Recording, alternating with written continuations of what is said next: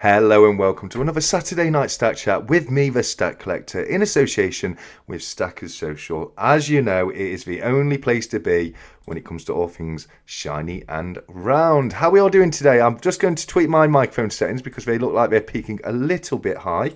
Just give me 1 second, guys. Let's turn that down a little bit. That hopefully that should be a little bit better. Yeah, here we go. That's better. Guys, how are we all doing? A massive hello and welcome, especially to the first 3 people in the chat I had, as 𝗕𝗂𝘁𝗺𝗵𝗵𝗿. Who else was it? I can't see that far back in the chat now. It was 𝗕𝗂𝘁𝗺𝗵𝗵𝗿. Sandy Millington, I think, was one of them, and Joker's Wild was one of them. But a massive thank you to everybody else who's joined us. We've got 𝗵𝗵𝗁𝗁, Davinian Robbins, Jamie Frost, Joker's Wild. We've got 𝗵𝗶𝗃, Scottish Bullying Collector. We've got East and Dave. We've got Queen Nessie. Always a pleasure to see you, Nessie. Thanks for joining us. I hope to serenade you later on. James Blessed is here. Yep, fantastic. Who else we got here? We have got Mercy, and you're in the chat. Great to see you in the chat as well. Joel Broomhead, Papa Hate. Great to see you, Papa. It's been a while, mate. Hope you're well. Noomis Nutter, fantastic to see you. And anybody else who's joined us. I do apologise if I've missed anybody. I'm just having a quick look at the... there we go. I think that's everybody. But I do, as I say, I do apologise if I have missed anybody out. Now, we have the honour to be joined by a fantastic member of the community tonight. He's a guy that I'm sure needs no introduction. He's really active. And that is 𝗪𝗠𝗺 Metal Detector. 𝗪𝗠𝗺, how are you doing, mate? You well? I'm good, thanks. TSC, all good, thank you. Brilliant, fantastic to hear that. And let me just do that so we can see you as well. There we go. How's that? Guys, I know there's a little bit of an echo on the line. I apologise for that. It's the joys of doing a live stream. So if you can just bear with us, that would be absolutely appreciated. It really would. Oh, we've lost 𝗪𝗠𝗺 there. He's gone. There we go. He's back. Fantastic. I got a little bit worried there. We had sorry we were a bit late. I had a bit of a technical hiccup. My OBS wasn't wanting to load at 7 p.m, so it took me a few minutes to get that sorted. But we're here now. We're ready to get going, and let's start things off in the usual fashion by having a look at the spot prices this week. And it's a green week for both gold and silver. Platinum not doing quite as well. But if we start off with gold, we can see that it's currently sitting at £3,101.38, which is an increase of £59.96 or 2.07%. On the dollar, it's currently riding at $4,084.80, which is an increase of $82.74. Or it's 2.07 on the dollar and 1.97 on the pound. I misread them there, guys. Silver on the pound is currently sitting at £38.55, which is an increase of £1.68 or 4.56%. On the dollar, it's currently sitting at $50.80, which is an increase of $2.31 or 4.76%. It's great to see silver above the $50 mark. That's fantastic to see. Platinum is currently sitting at £1,180.18, which is a drop of only £1.69 or 0.14%. On the dollar, it's currently sitting at $1,555.30, which is a drop of $1.10 or 0.07%. So, what are your thoughts of those, 𝗪𝗠𝗺? Nice week for gold and silver. Not so great for platinum, but it's not dropped too much at least. I'm having problems this end, I think, mate. Can you hear me? I can hear you perfectly, buddy. Yeah. Good. All I'm seeing on screen is a blue screen with a kind of biohazard symbol on it. Right. Okay. Okay. How's that? You're not missing anything. Don't worry about it. That's better. I can see things. Yeah, it's spot price up and down like a yo-yo again, isn't it? Well, as soon as it starts to... It's not moved much on platinum. As soon as it starts to realise its potential, then they dump a load more paper contracts on the market and monkey hammer it down again. Well, I mean, a little bit more to it than that, but fair play. I mean, no move really on platinum. I mean, it has technically in the red, but dropping £1.69 or $1.10, I would consider that more as a, where it was. Silver, we're kind of seeing what we said the other day. You know, it's going 36, 37, 38. It's staying around that kind of mark, staying below £40. It did go above £40 in the week, but it's dropped back down now, as I say, to 38.55. And on gold, 59 quid on the pound and 82 on the dollar. So you know, that's a decent amount of growth for a week on gold for sure. Silver, you know, quite high. That makes me think next week I'm thinking maybe we'll see a slight drop on silver, somewhere maybe more towards the £37 mark. But I don't see. I'm learning, I think that metals have to test resistance at least 3 times before they break through that. So it's banging up against that 40, coming down. It's hit it twice, another attempt, and then it might break through. I think we're going to see it hover it more around where it is. It might break 40, but I think we'll see it dip back below when it does for now. I mean, the rule of thumb of resistance for sure, but it's never guaranteed that way. I know what you're saying. You know, it'll hit resistance 3 times and then finally break through. It would be fantastic if it did. I just think we've seen so much gain in silver already up to now. I think we've started to see it steady out a little bit. I don't, you know, unless something happens within the week to make it go up or down, but I can't foresee the future, you know what I mean? But for now, I think we're going to see it ride around that kind of between 37, 40 pound kind of mark. What are your predictions for next week, buddy? You can't predict it, can you? Well, just for fun. Just for fun. I think by midweek it'll probably go through the 40 again, and then tail end of the week, the monkey hammer will come out and knock it back down again. Okay, fair enough. And where do you think it'll knock it down to? It's not going below 36.50. No, I agree with that. So you basically say pretty much the same as me, around 37 to 40 pound mark, somewhere around that. Yeah. Mm-hmm. Cool. Yep. Cool. Okay. Well, again, guys, just remember, we are not fortune tellers, and this is just for fun. And we are certainly not financial advisors. But no, I agree with you there, mate. And I think you know, that is certainly my prediction for next week. But we'll see. Last week I said it stay around the same time. It's probably gone a bit higher than I thought it was going to do last week by about 50 pence odd. So we'll see next week. We'll see how we get on with that one. But thank you very much for that. I appreciate that, my friend. And then next up, I just drop a little caveat in here, mate? I've got my girlfriend Sue poorly upstairs. Okay. If she gives me a bell to sort her out a hot drink or something, you shoot off whenever. Leg it for a couple of minutes and come back to you. But yeah, no, that's completely understandable. I'm sorry to hear she's feeling under the weather, and I hope she feels better soon, mate. But yeah, if you ever need to just nip off for 10 minutes, just literally just say I've you know, back in 5 or something and go. I mean, I'll sort it out, mate. That's no trouble whatsoever. But shall we? We'll have a quick look at the new release from 𝗵𝗺. Oh, Brits and Softs, thank you so much. That's incredibly generous of you. I need to give you a big thank you for that. He's just put through a £4.99 super chat there. Right, so we'll have a quick look at what's come out from 𝗵𝗺, because there's not a lot, mate. To be honest with you, we'll get through that really quickly. So let me just put myself into studio mode. I want to do that, and then that and that. There we go. Let me come out of studio mode now and transition across.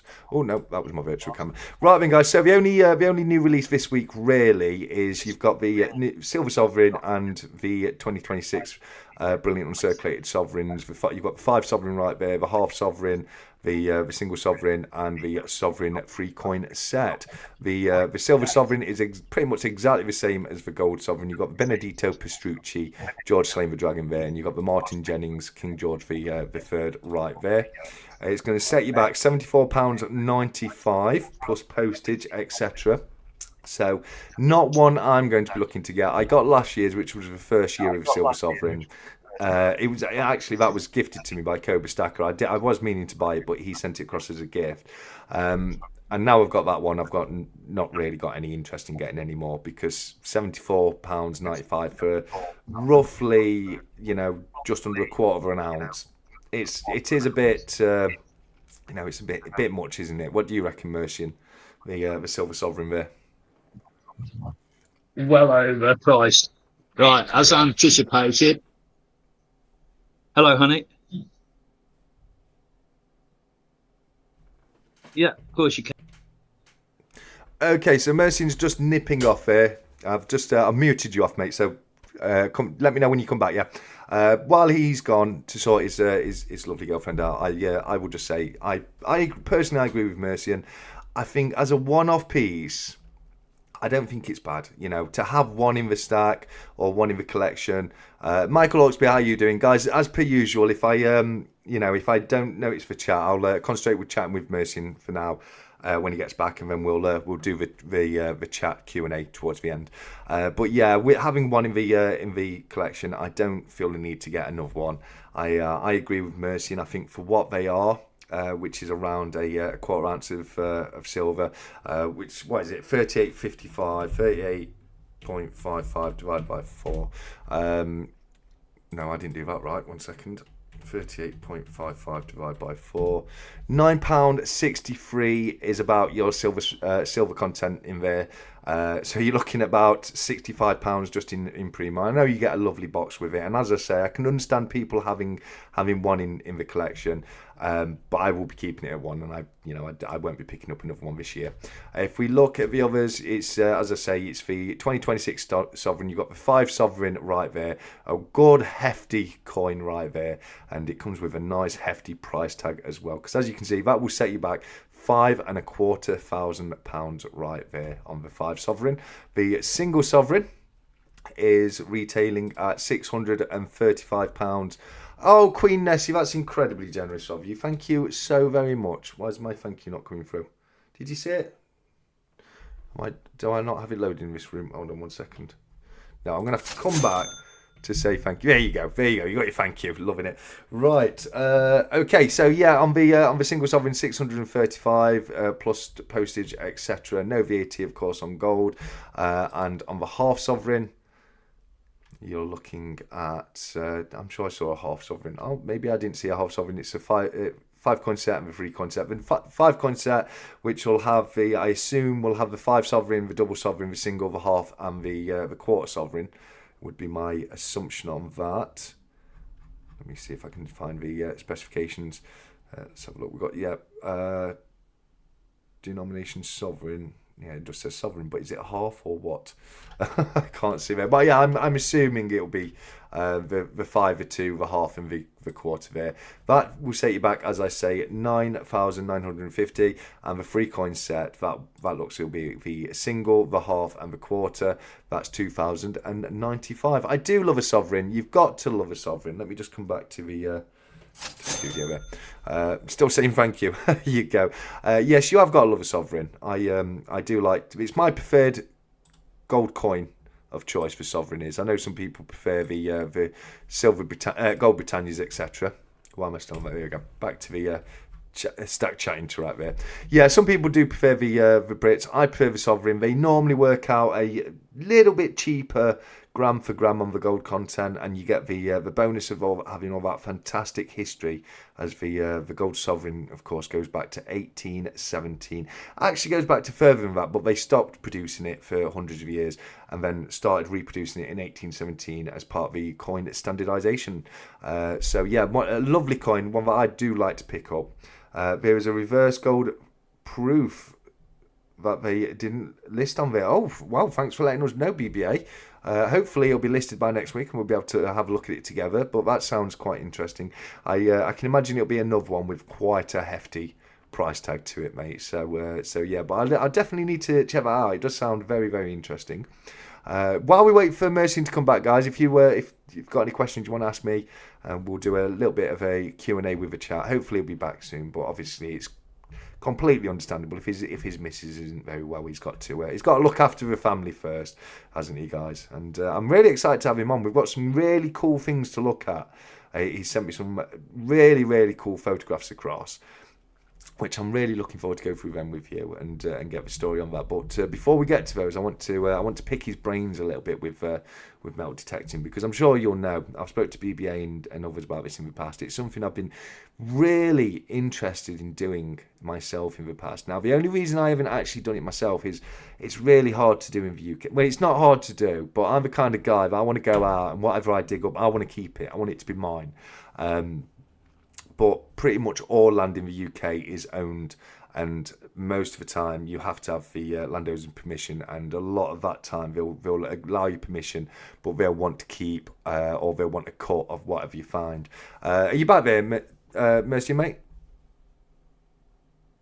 No, I don't think so. I thought I could hear him, guys, but no, it doesn't. I think I was just saying no. I've just checked. He's not. He's definitely not there. Yeah, it's difficult in the UK. Now, there's a few beaches you can go down. Mercy will tell you about this a lot better than I can.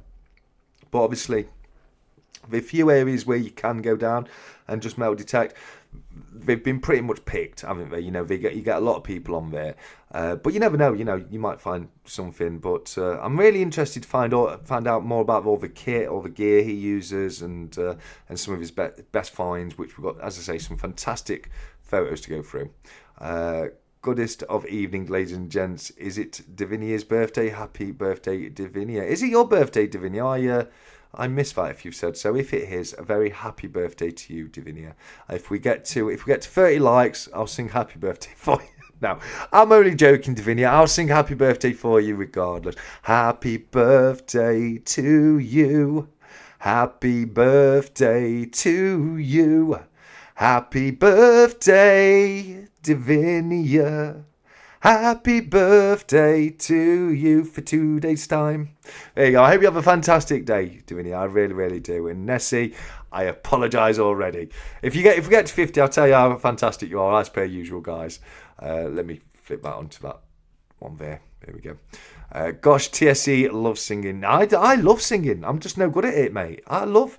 You know, or when I'm working, I'm always singing away to myself when I'm working. I love it. If only I had a decent singing voice, eh? I don't know. What can I say? Right, where are we at? Let's have a look. How far have you got left before I tell you all how fantastically good you all are? You've got an... Oh, shut up, you. Oh, you can't hear him. Anyway, I'm hearing myself back, so I'm not telling Mercy to shut up. I'm telling myself to shut up. We're at 21, so that leaves us with, what, 29 left to go? Please don't sing for mine in a fortnight. As a special birthday present to you, Nessie, I will not sing happy birthday to you. I will present happy birthday to you in the form of street poetry. What's it called? There's a word for it in the... is it smash poetry or something like that? Yeah, I'll do it for you. Happy birthday to you. Happy birthday to you. And you'll get the full song on your birthday, Nessie. Seriously, you need to go to France in August when the farmers rotate the fields. The amount of 𝗲𝗏𝗏 relics is unreal. Sammy, I can imagine, mate. Fantastic to see you in the chat with us, mate. But yeah, absolutely. Some of the battlefields for sure. I see some of the I see articles with some of the stuff that they pick up, and it is so cool. It really is. Have you changed your name, BBA? Where's BBA? Let's have a look. Where are you hiding, BBA? I hope he's not. It's BBA, isn't it?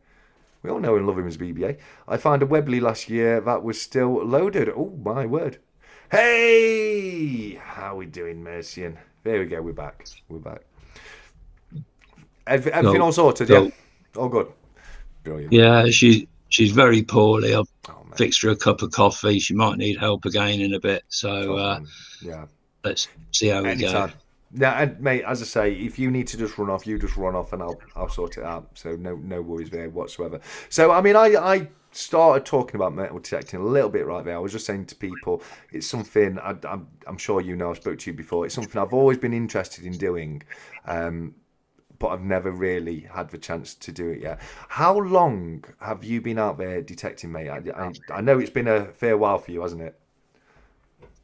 I think I'm in year 7 now. Yes, 7 I years. Started about 2019, just before the cough arrived on these shores. Okay. Yeah, yeah. It's what a time that was, eh? Don't re- Fantastic hobby.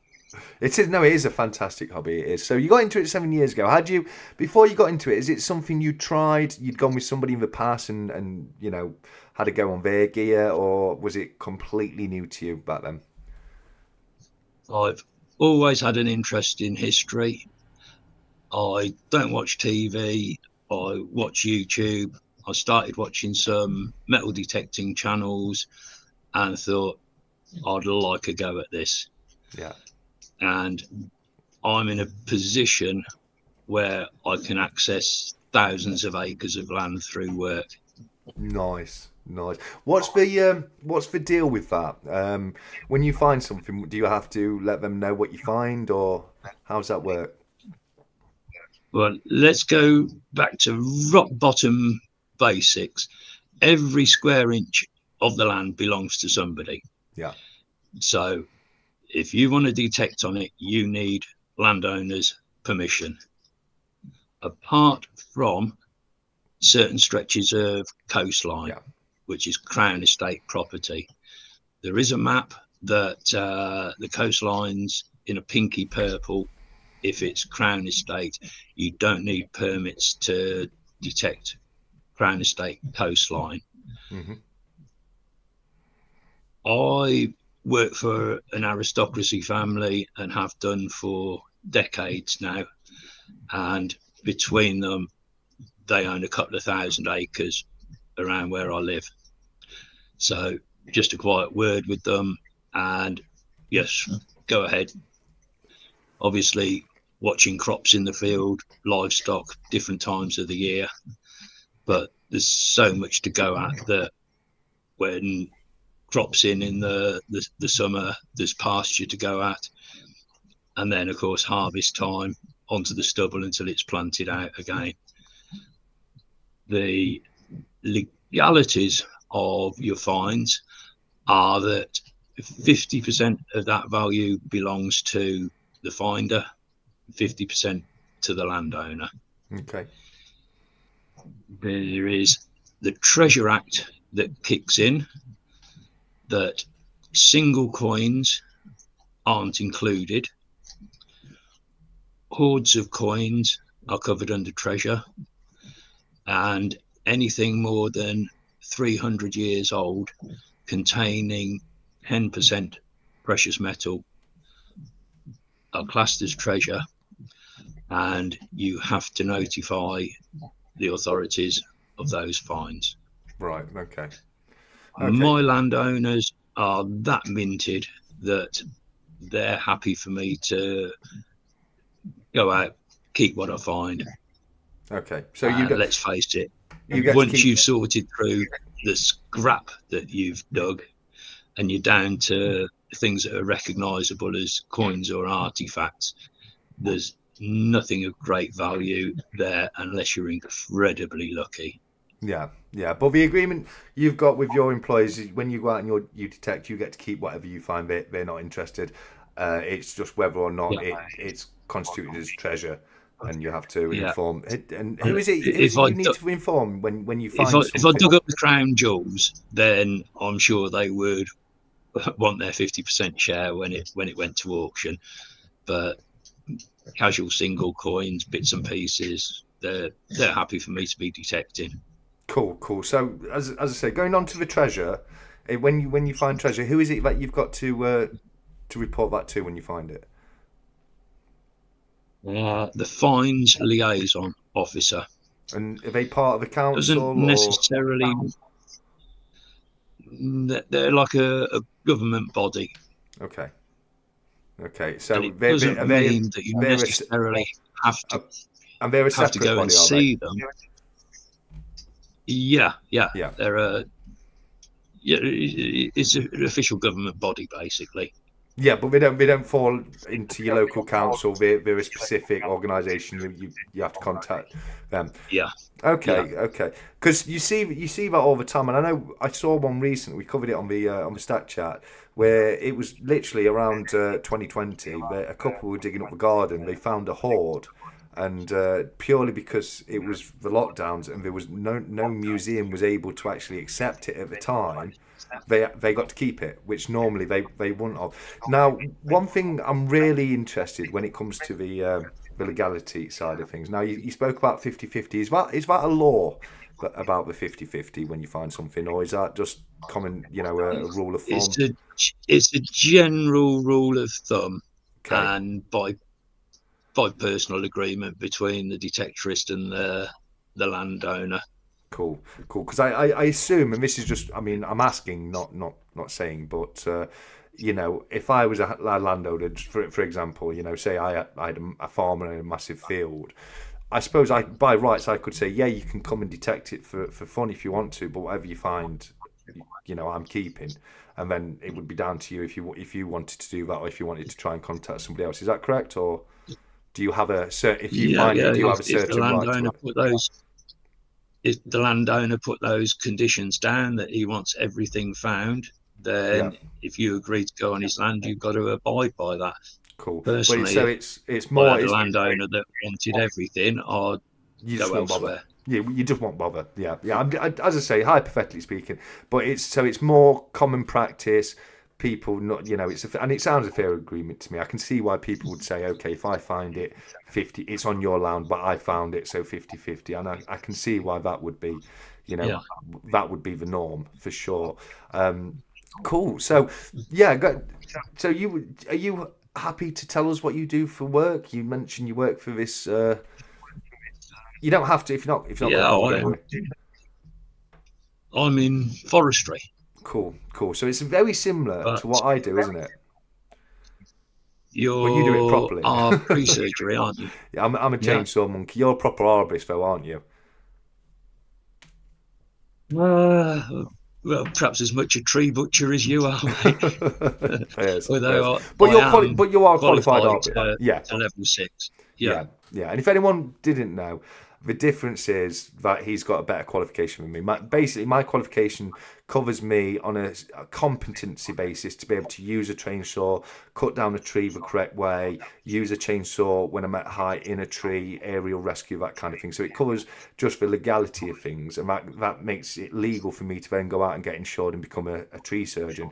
An arborist, on the other hand, is all of that, but you've got the next level where including the qualification is what species, all about species of trees and specific tree care, isn't it? It's a deeper level of qualification. It's taking the academic side as well as the practical. Not just the chainsaw monkey on a rope. You've got the knowledge that goes with it, which I try and build myself up on anyway as part of my job, because it does help me as part of the job. But it's not something that I've got a qualification in like you have. So that's super cool. And I can imagine that's it's just forestry work. I've always enjoyed that aspect of things. When you're out in the woods doing, I assume a lot of what you do would be forest management and that kind of thing. Is that correct? Mm-hmm. Yeah. Brilliant. 150 acres of 𝗕𝘂𝘁 woodland. It's quite a nice office to work in. Especially in the summer. So in the winter it can get a little bit, but in the summer for sure. No, that's cool. And obviously the side perk is you've got this huge, vast area that you can go out metal detecting. So how often is it a weekly thing for you? Is it a monthly thing? I try to get a couple of hours in at least one day through the weekend. Yeah, I've had an awful lot on my plate this year. I've had a move that was completely unexpected. I've now got my mum's had a fall, broken her hip, had an operation. She's stuck in hospital, and I've got home life with my missus with her being ill. So metal detecting's took a bit of a back burner of recent, right. But yeah, life gets in the way. I enjoy getting out and looking at. Yeah, I get that. I've just got back into hiking because of the Halloween video I did. went out of it when I moved into the new house, and it's like you say, you have these things go off in your personal life, and you put things on a back burner, and then if you don't make that effort, don't hold on, it's been too long now, I need to get back into it. So I get that. Are you hoping to start getting back into it regularly soon, or? Yeah. As soon as and get mum settled and get a couple of free hours, I should be out again. And it's quite the opposite to what you were saying about being in the woodland in the summer. That is the worst time of year for metal detecting, because the ground is baked solid and you can't dig it. So when the ground's soft. And to be fair, working in a tree in the summer, it can be murder, can't it, with all your safety gear on and all that heat blowing down at you. I've nearly passed out a few times coming out of the tree, that much. But I appreciate that. And the ground's going to be a lot softer during probably this time in spring's maybe the best time of year. Then it's not too cold and it's nice and soft ground. Yeah, lovely. And there's moisture in the ground. It's easy to dig, and your signals travel better through moist soil. Completely dried out. Is that because the water is more conductive? There we go. There we go. I never would have thought about that. That's a fantastic point. So let's go back 7 years, because we're getting a little bit ahead of ourselves here. You were watching these channels. You thought, you know what, I fancy having a crack at this. At that point 7 years ago, were you already in the job you're doing now, or did that come later down the line? Yeah, I've been in this job for 30 years on and off for the same employer. Brilliant. The rest of the family I've known for at least 30 years. Yeah, so you saw this hobby, you thought, I fancy having a crack at that. You're already doing this job. With all this land there, I assume at some point you would have gone to your boss and said, this is what I'm doing, what are you okay with that? And you'd have had that agreement and that discussion and gotten into it. So when you first got into it, obviously there's gear to get when you're doing these things. Like the layman like myself and a lot of people in the chat won't have much of a clue. Now obviously we know you have the detector you strap to the arm, and you've got the earmuffs, and I've seen people with the wands when they get closer down to stuff. But what did you have to buy before you went out on your first detecting ship trip?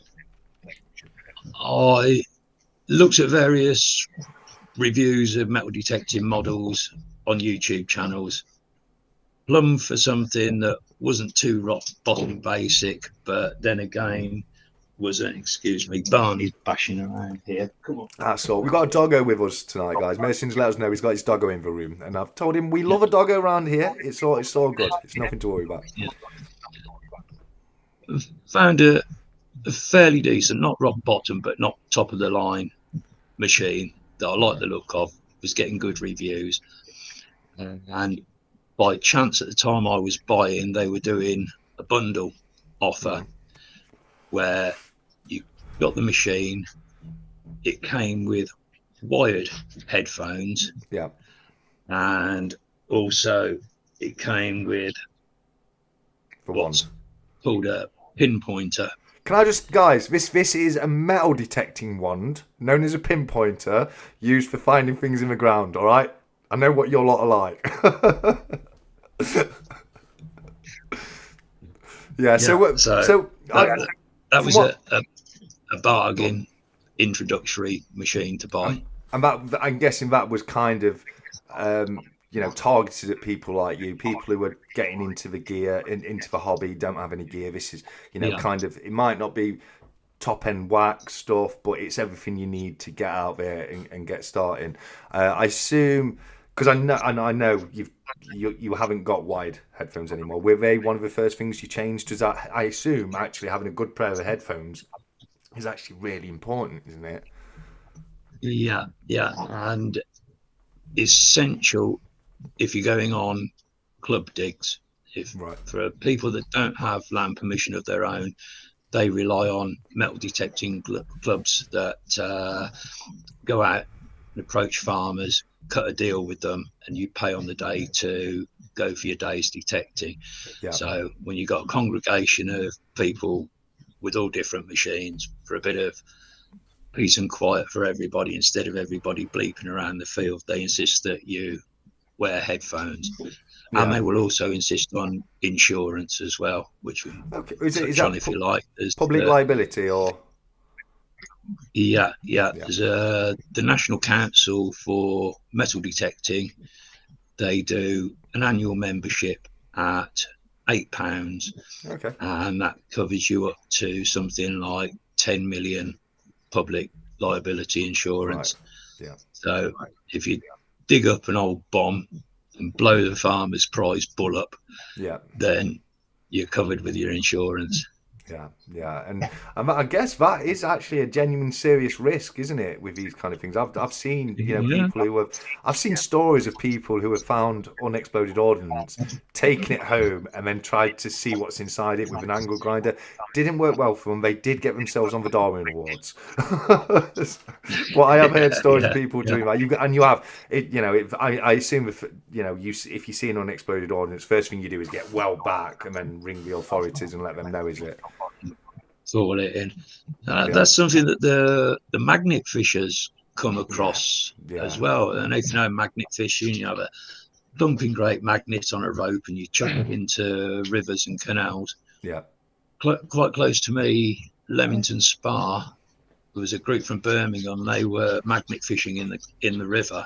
Yeah. And they were pulling out bullets, shotguns, rifles, pistols, ordnance. And it turned out that during the Second World War, the Home Guard had their shooting range in the park at the side of the river. Right. And come the end of the war, they bunked a whole lot in the river. Yeah. Well, interesting story, actually. Later, it's all fished out. Yeah, interesting story about that. Where I live, our local hospital was designated as American base during the Second World War. And they had a load of kit they brought over. And what happened was, when the war ended and they closed down the American field base, they had all this kit, which was actually more expensive to take it back with them. So what they did, we've got a big reservoir right next to our local hospital, and they literally just dumped guns, shells, all sorts. Apparently even jeeps, etc., went into the bottom of this reservoir just to get rid of it. So I'm personally been aware of things like that happening, and I'm sure you've also got you've got the darker side of that, where if somebody's committed a crime with a weapon, a lot of the time they would throw it into a body of water to get rid of it, won't they? Absolutely, yeah. Is magnet fishing something you do much of, or do you keep it more to the metal detecting? I've never tried magnet fishing. It doesn't hold any appeal to me. It's only going to pull up iron. Yeah, you're not going to get precious metal. Rust fishing. Yeah. But you can find some cool stuff. I've seen VBA's channel and he's picked out some really interesting bits. But I understand what you say, because obviously it has to be a ferrous metal for the magnet to work, which of course precious metals are non-ferrous. They're diamagnetic to be exact. So it's definitely not gonna stick to it and be able to pull you out. So no, I get that. Fair enough. So when you bought this first pack of stuff, was it your earphones that first thing you upgraded, or did you upgrade anything else first? It immediately essentials are a spade. Yeah. Okay. Yeah. So, do you have one of those folding spades like me, or do you have like a more proper spade you take with you? I started with just a regular garden spade. You get these little roughneck kind of mini shovel type things that I like to carry.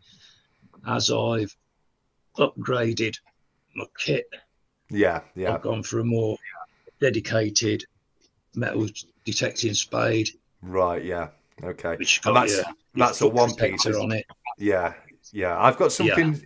What I've got is it's similar size to that, but it's one of those foldable ones. You know what I mean? When I'm out hiking, that kind of thing. So I can that looks probably it looks like you've got one that will last you there. You know what I mean? You've got yourself a decent dedicated spade rather than just a garden Yeah. spade.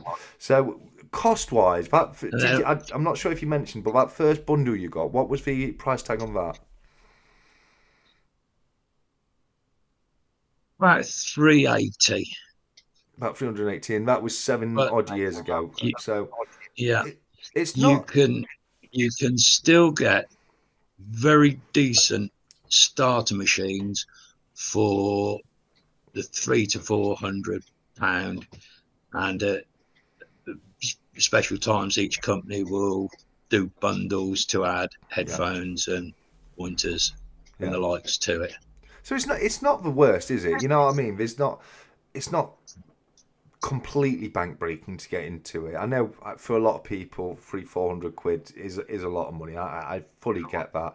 But when I think of some of the hobbies I've had in the past, such as archery, rock climbing, when you start even hiking, when you start adding up all the gear you need to do it, it actually adds up to quite a lot. Golf, if you buy a decent set of clubs, that's going to rack you up, 500 plus quid if you want a decent make. So, for what it is, I don't think that's bad at all. Let's say money's not an issue though. What's for the Ferrari, for the Rolls Royce of metal detectors, what kind of price do they normally attract? 2,500. Okay, so you'd be well kitted out with. There's 4 major players in the metal detecting manufacturers. Okay. There's a company called Nocta out of Turkey.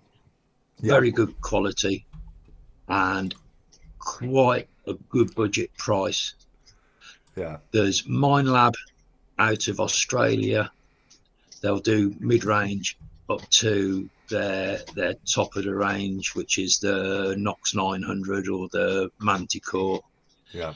There's XP out of France, whose flagship is the Legend. I do believe they're bringing out the Legend 2. And machine that I've bought and stuck with is Garrett out of America. Right, yeah. Nemo's just put a Garrett up in Stack Chat Interact. He says it's what he's got. It's Garrett Ace 250. So it looks good to me. I don't know. It's one of those. It's like, it looks good. Yeah, my first Garrett was the 400, but absolutely nothing wrong with the 250. Rock solid starter machine for people. There's not a lot that machine won't find. Yeah. Ian, mate, that's probably the most expensive hobby. I forgot fishing. That's probably the most I've spent the most on. But fishing, sorry to interrupt, Mercy, but fishing is a weird one because fishing it's the cheapest hobby ever, or can be, because you can go out and you can get a cheap rod and reel combo set for next to nothing. You get a few floats, a couple of hooks, and that's all you really need to get into it. Once you get into it and you start getting those catches and you get into it a bit more, that's when you start looking at, right, I need my bivvy, I need a full matching set of Fox EOS rods with Shimano reels that I've got to match, and I need my rod pods, I need this, that and the other, and it does get very expensive when you start looking at it like that. But I guess that's most hobbies. I guess that's like metal detecting as well. Like you say, there's going to be budget brands out there where people haven't got as much money that they can looking to get into. And I always say, if it's a new hobby, don't ever go out and buy the most expensive one to start off with. Get yourself something nice and budget, because you don't know if you're going to take to it or not, do you? You might go out on your first detection, not find anything, get sodding wet through, and just be like, oh, sod this, it's not for me. And then if you've not spent too much, you've not lost too much. You know what I mean? So I do think that's the good way. We've got some fantastic. Look at this from BBA's. Can you see? I'll just move that. Buckets full of scrap that I've pulled out of the ground over the years. Yeah. You're probably on a 10-20 to 1 ratio of bits of rubbish and scrap to everything that's a coin, maybe. Yeah, for sure. Now, speaking of bits, we've got a few bits to go through, haven't we? Do you want to? Should we do the first one or? Yeah. Let's rocket through them. I suppose if you want to know more, I'll just give a brief description of what I found, and this is all spread out over 7 years on a, I think I sent you about 30 pictures on a countdown to number one. Yeah, absolutely. So if we'll start off, we'll go across, and we're going from in order. So this right here, that looks to me like a sterling silver thimble. It's Charles Horner, late Victorian sterling thimble. That's nice. And where did you find that at work, or was this somewhere else?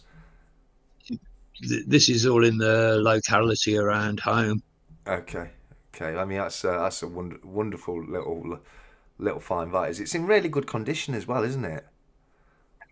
Yeah, quite often they're squashed flat, and probably 90% of them are just copper alloy.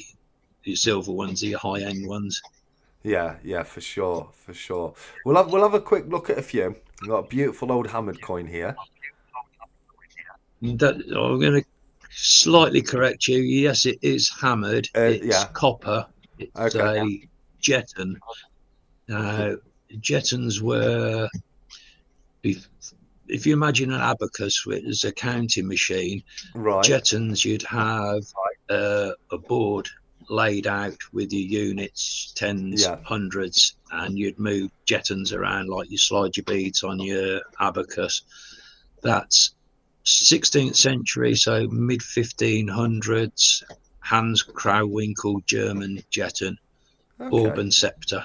You see on the left-hand side, with the cross on the top of it. Yeah. Oh, that's, and then on the right side, you've got the kind of quite French design there between the crowns, haven't you? Was it called? You've got that kind of fleur-de-lis look to it. Fleur de-lis. Yeah, that's it. That's what I was looking for. Not the tricolor. That's the flag, isn't it? The tricolor. That's really nice. Though that is. And then next up, we've got a William III. Is that a sixpence or a threepence there? No. What, shilling maybe? It's a sixpence, but more of a slight story to it. How it's bent into an S shape and heavily rubbed. That's what's known as a love token, where you'd rub the coins down, bend them into that shape, and give them to a potential sweetheart. And if she fancied your advances, she'd keep it, and if you got no chance, she'd chuck it away.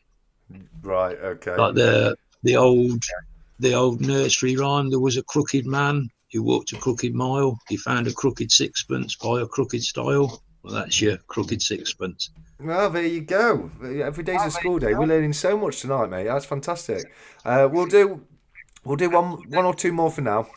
I love this. Is that I'm guessing sterling silver with 9-carat gold inlet on it? Inlay, yeah. Very nice. Georgian pocket watch. Fob, yeah.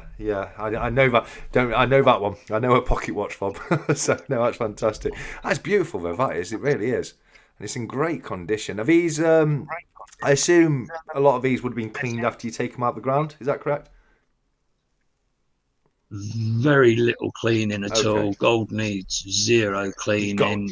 Silver, sometimes it tarnishes quite heavy black, but I've got fairly friendly soil to silver, and with that I've given it a buff with a silver cloth and nothing more. So you've got a lower oxygen levels in the dirt then, causing minimal toning on that. That's fantastic. That is. And like you say, gold. Now I've noticed this. I've watched videos, and you take a gold coin out of the ground, and it looks like you've literally just buried it before you started filming, because they don't tarnish, do they? Gold's it doesn't oxidize. So fantastic. So we'll do one more. We've got another. It looks like we've got another watch fob. This one's a Georgian watch fob. Very nice piece. Yeah. 1908, so Edward the Seventh reign, Georgian period. Late Edwardian. Towards the end of his reign, he only reigned for just under 10 years, didn't he? Bless him. 1901 to 1910, I do believe Edward VII was. But a lovely piece. Which one's your favourite between the two watch fobs? One with a little gold cartouche on it. Yeah, that's similar to one I've got. Yeah, that's very very nice. That is. But why does that keep coming up when I? Something's gone off with my hotkeys. I think OBS is up and it's done something. Let me there we go. Do that. There we go. Right. Yeah. No. We'll have a look at a few more in a bit if that's okay. I will just remind everybody, because I forgot to do so already. If you haven't done so already, do please head across to. Why is it not letting me put things into the chat now? 1 second. I'm just trying to put your link in the chat. It's in the description, guys, if I can't get it in the chat. But please do head on over and give Mercy a sub. There you go. There's his channel link, guys. I know BBA's probably already put it in the chat, but no, that's super cool. And we've got more to look at in a bit. And I think we've got there's one in particular that stands out to me, and I'm blown away by it. I bet you can think of what I'm thinking of, can't you? Don't say it. We'll keep it a surprise.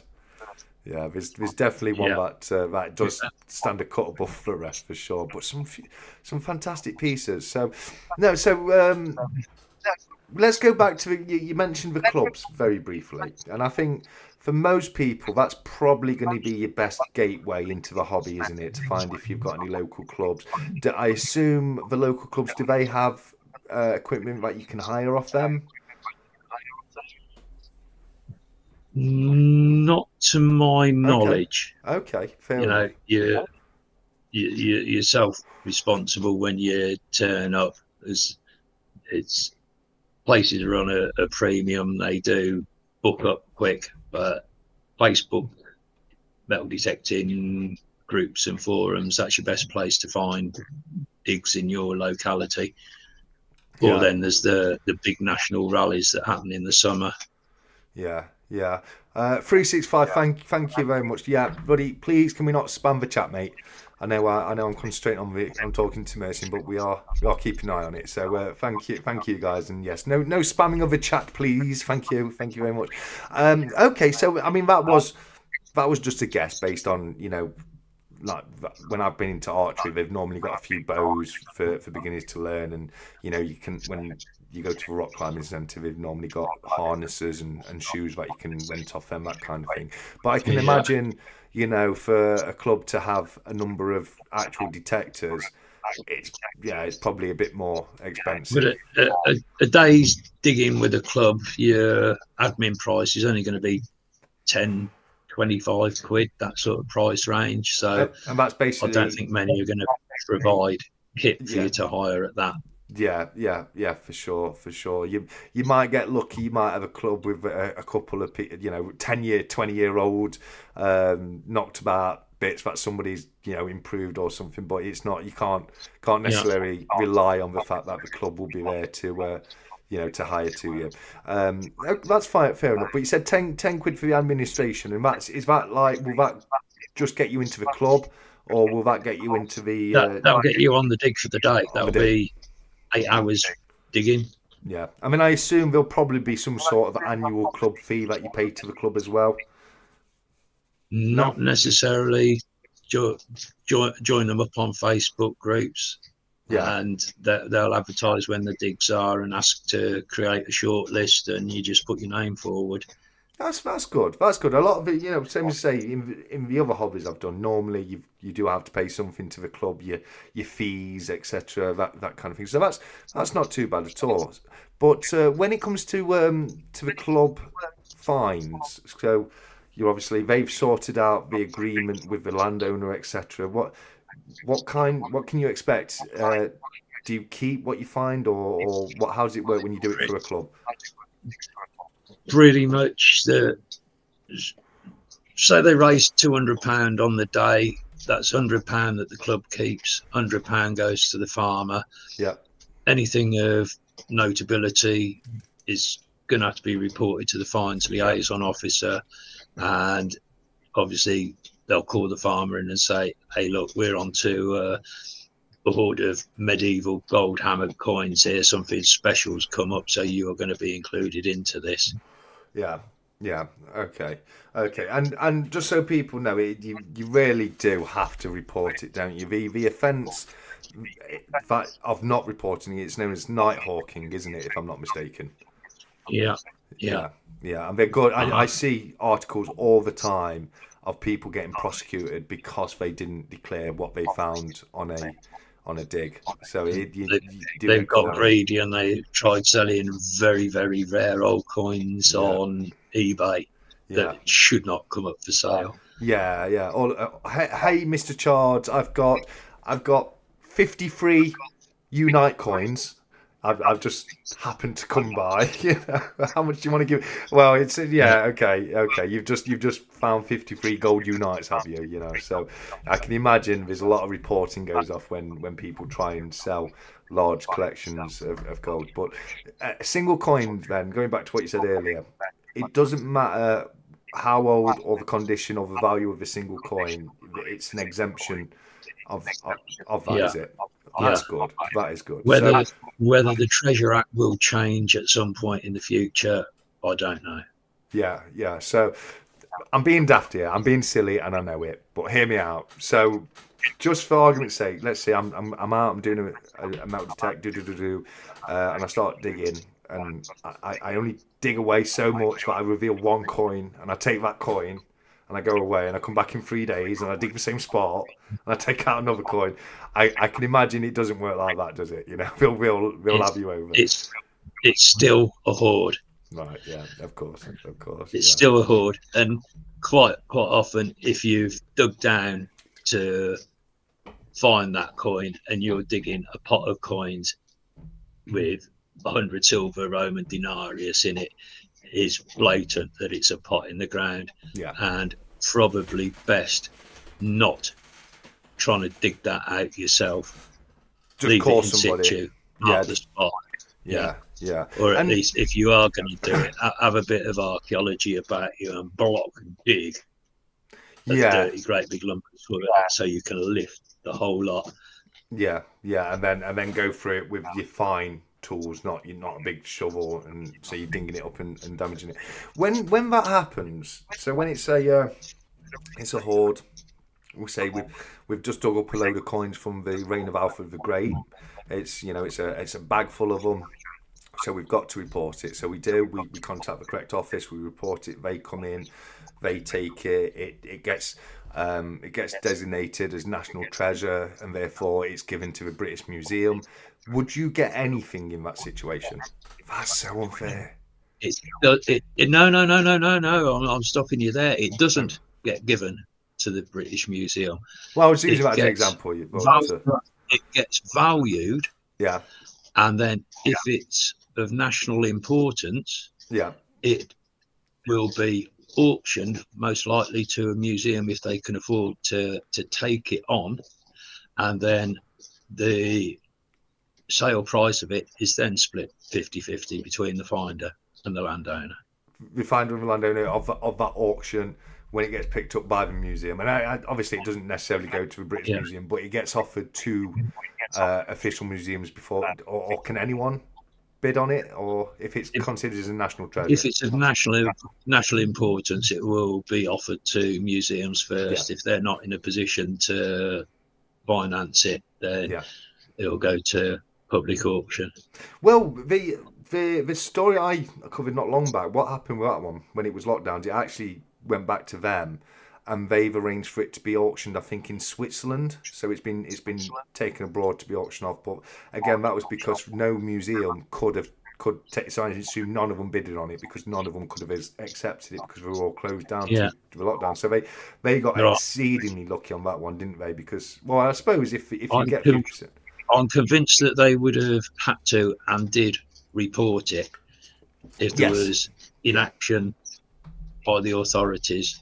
The fact that it was reported. Yeah, absolutely. What happened was they were digging weeds in the garden. They came across it. They reported it. It went through the usual process, but none of the museums were in a position to actually accept it. So none of them claimed it. So at that point, that's when it went back to them, and they've decided to take it to Switzerland for auction rather than because I assume you can. I assume in that situation at least they got the choice of where it's going to be auctioned. But in normal situations, does the commission come in and do they handle the auction and then give you, or do you have any kind of input of which auction it's put into? I've never been in that position to have found anything that's had to go to auction, and I hope to goodness that I don't. Right. Everybody thinks that the dream is to go out and find treasure hoard, like the Saxon hoard of gold. I'm not in it to make money. I'm in it because I like history, and it would break my heart to know that I found it. I might have held it for that instant until it's gone to auction. Yeah. But having the money for it don't interest me. And like you've just pointed out, I mean, we're talking about it like it's nothing. This is kind of a lottery, isn't it? You know what I mean? It's not. There's so many metal detectors out there, and some of them will go their whole lives without ever finding a hoard. And I understand that. So I can completely understand you've never been in that situation. 𝗪𝗺, we covered that just a little while ago. Not as a rule of thumb. No, they're not forced to have equipment. But there are clubs you can pay to go and join, but they're not forced to have the equipment to rent to you. So you may need to acquire your own detector to go and do it. But it's something I've always been really interested in. And this is the kind of stuff that I've never really known about. You know, I'm not seeing the chat here on screen on the that's laptop. fine. I've got that's to the side where the chat is there. That's fine, buddy. I've said a special point to my best mate John Clayton in the chat. Read what his posts are. What he's NCMD have a group of diggers who come and excavate the hoard. There you go. So they've got professionals that come in and take it out. So like you say, if you ever find it, you should just leave it there. Contact them. They'll bring it down, and don't worry about the chat. When you nipped away, I explained to the chat that we'll concentrate more on a chat between me and you, and then later on in the evening, as per usual, we'll focus completely on the chat. But yeah, no, I was quite shocked about that, because obviously, like, same as going back to the rentings for the clubs I go into, normally there is, but I understand there's going to be a big difference between, you know, having a bow spare for someone to use and an actual detector which someone could break while they're renting it if you don't really know what they're doing. So I completely do understand that, and honestly, I that's not as bad as I thought it was, knowing that, you know, once, if it is designed as a national treasure and they do auction it, you still get 50% of that fine. That's actually, I thought, absolutely. Me personally, I thought the museum took it in and said, oh no, it's national treasure, we're taking it, and they might give you like a tenth of the value of it. So it's actually a lot better than I thought it was. No, I think that Anglo-Saxon Staffordshire hoard, I think that valued in at 3 million. And when it was sold, half to the landowner, half to the detectorist. And I do believe that he found that with a little cheap Garrett 250 that he bought off a car boot sale for about a tenner. There you go. 10 quid investment, ROI 1.5 million. Take some of that for a tenner. Get the best tenner he's ever spent in his life, eh? Bloody hell. Jesus. Right, I was thinking of asking what's your best piece, but I think we'll save that for a little bit. But shall we have a quick look at a few more of your pieces that you've been able to pick up over the years? Yeah. Let's go back. Look through a few more. Because we were for loads, as you say. I think it was 31 in total you sent across. So this one right here, obviously, I can see what that is. That's an 1844 young-headed Victoria half crown, if I'm not mistaken, right there. Designed by William most White. of the chat will be used to the milled silvers from stacking. Yeah. And this is what I stick to. You try to stick to 1817 onwards, you know, the standardised coins, which obviously this was after coin standardisation in 1844. But wonderful coin that is, mate. Really is a fantastic coin. One that I don't think I've got through the collection yet. So fantastic work on that one. Next up, we've got this is one of my favourites, mate. I'm going to be honest with you, but this is a Georgian toy cannon. Dudes, would that, maybe not now, but at one point in time, would that have fired? Yeah. Now, cool. What I found of that is the gun barrel itself, the carriage that it's on. A friend of mine, Mark, metal detecting Lincolnshire, he's got some lead and pewter casting moulds, Prince August moulds. Yeah. So he made me one of the carriages to send it out. But yeah, totally hollow barrel with a flash hole on the top of it. So and I think full of black powder, stuff of ball bearing down it, and boom. Yeah, I think some of them were designed for matches as well. Like you say, you put a little ball bearing down it, and then you'd use the match head to spark it, or put a tiny amount of black powder in your saying. And it was kind of like the equivalent of a BB gun of the day, wasn't it? Absolutely. But that's really cool. I thought it was, because I've seen them before, the little toy cannons, but they're actually fireable. I really do think they're so cool. So I absolutely love that. And then next up, we've got Elizabeth I sixpence right here. So a proper hammered coin right there. Yeah. That's very fantastic. worn on the obverse, but a lot of the Elizabeth coins are pretty badly rubbed out. The cannon, what's the cannon made out of, mate? That's bronze, copper alloy. Okay, fair. It's just, I saw 365 was asking if it was silver. The coin, I think all the coins we've seen up to yet, apart from that one that's not a coin, the token from the abacus type things, have been silver up to yet, haven't they? Let's do one more for now. This is why I'm in the hobby. I love my hammered coins. Yeah. I suppose it's the best way to get them, isn't it? It's one half of a cufflink. It's called a Flaming Heart cufflink, designed for the marriage of Charles II and Catherine of Braganza of Spain in 1685. Yeah. That's so cool. That really is so cool. That is. So, what's any cool stories about any of these? Weird areas, or is it just standard digs, and these are what you've been lucky enough to pick up? Everything I found is just random casual losses in the field. I've had one Roman hotspot that we'll come to a bit later on if we get time, flicking through them. But everything you're going to find is in the top 8 to 12 inches, which is, if it's arable land, it's turned every year. The plough brings it up, plough brings it down, and you're not, even with the most expensive detectors, you're not going to hit down into archaeological levels. No, it just won't penetrate that far, will it? I suppose. Yeah. Right. Okay. Well, honestly, I am genuinely blown away about by these finds, mate. I really am. But let's take a moment, because I just want to go through this week's duck race bundle with everyone. I'm going to start off going through what I've got here, but there's a little secret surprise for this week's duck race bundle, isn't it, mate? Yeah, and if it stays out of the duck race, I've got a little numbers game for. Oh yes, sorry, I do apologise. Yeah. Yes, you did. You ran that past me. So we're going to do the normal duck race, but it's not the only giveaway we're going to be doing tonight. But for the duck race, you've got the. Oh, sorry, I'm just going to have to take you off for 1 second, buddy. You've got the Ian Atterbury 1,000 guineas, the banknote right there. Absolutely love it. The Bank of the Thoughtful Stacker, which of course is his channel name.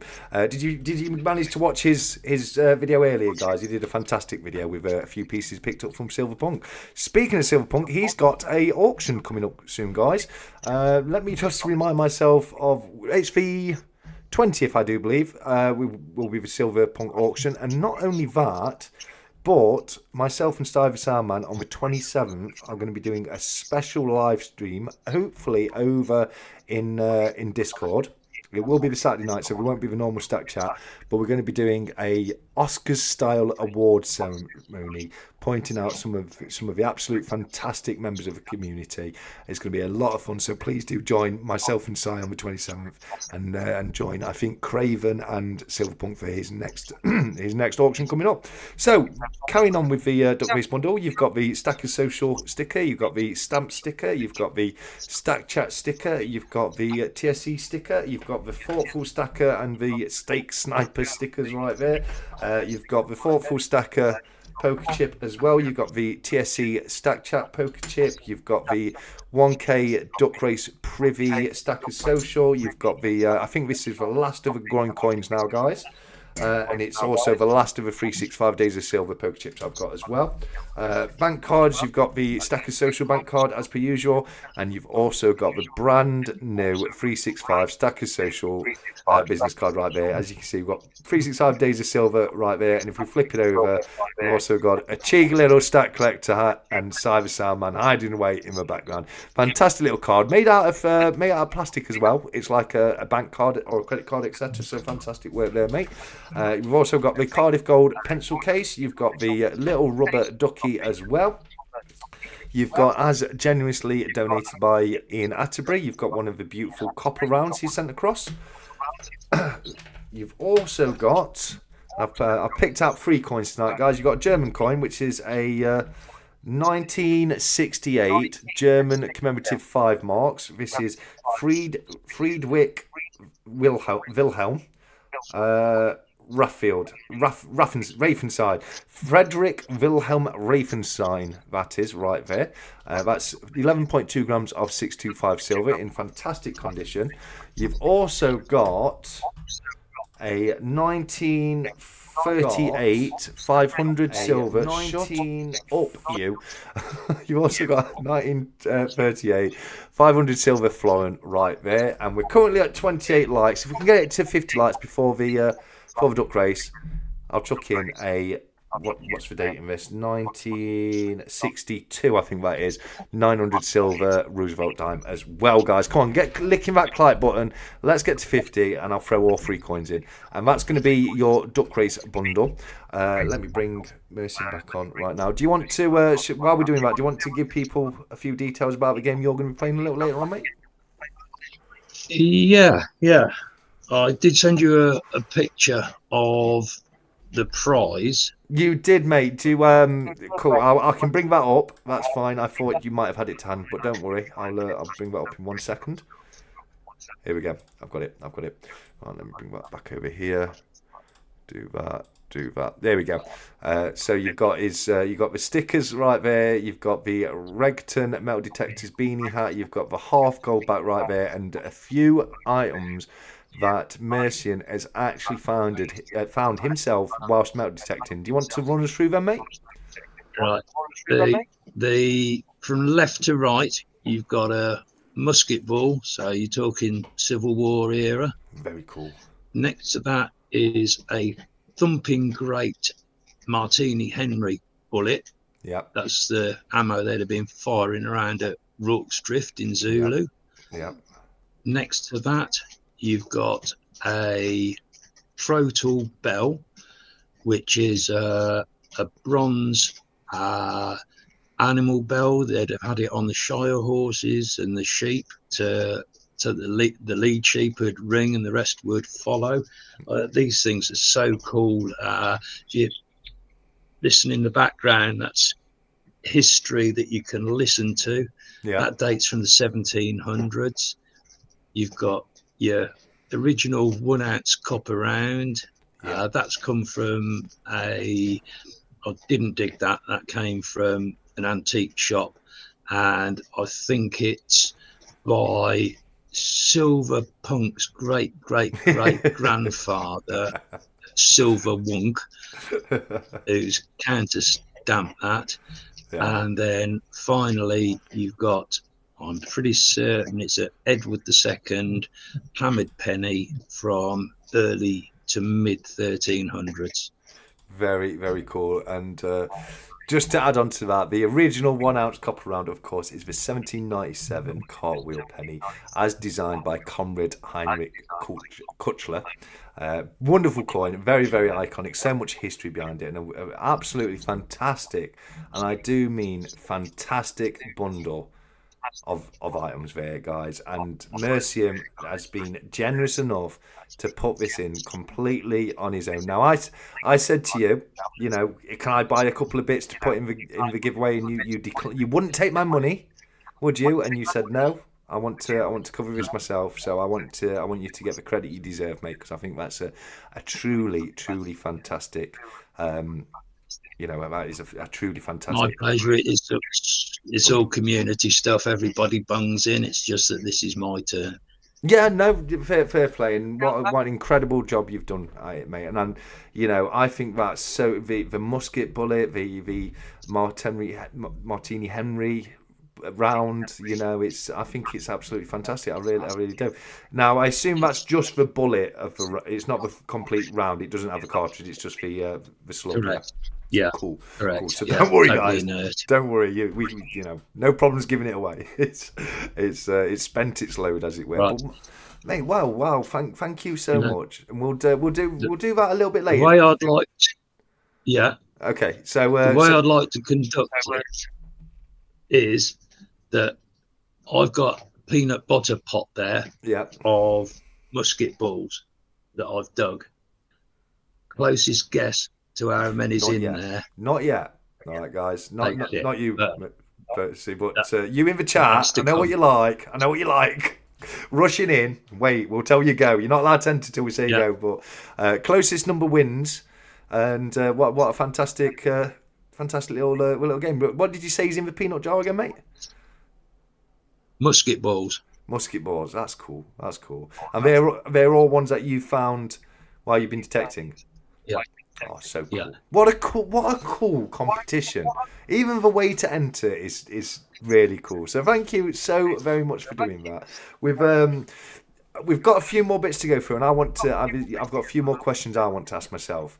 But unfortunately, it's not going to be too late tonight. I've got a job on in the morning. It's quite a physical job. I'm barrowing gravel, which means I've got a customer. He's been converting his entire.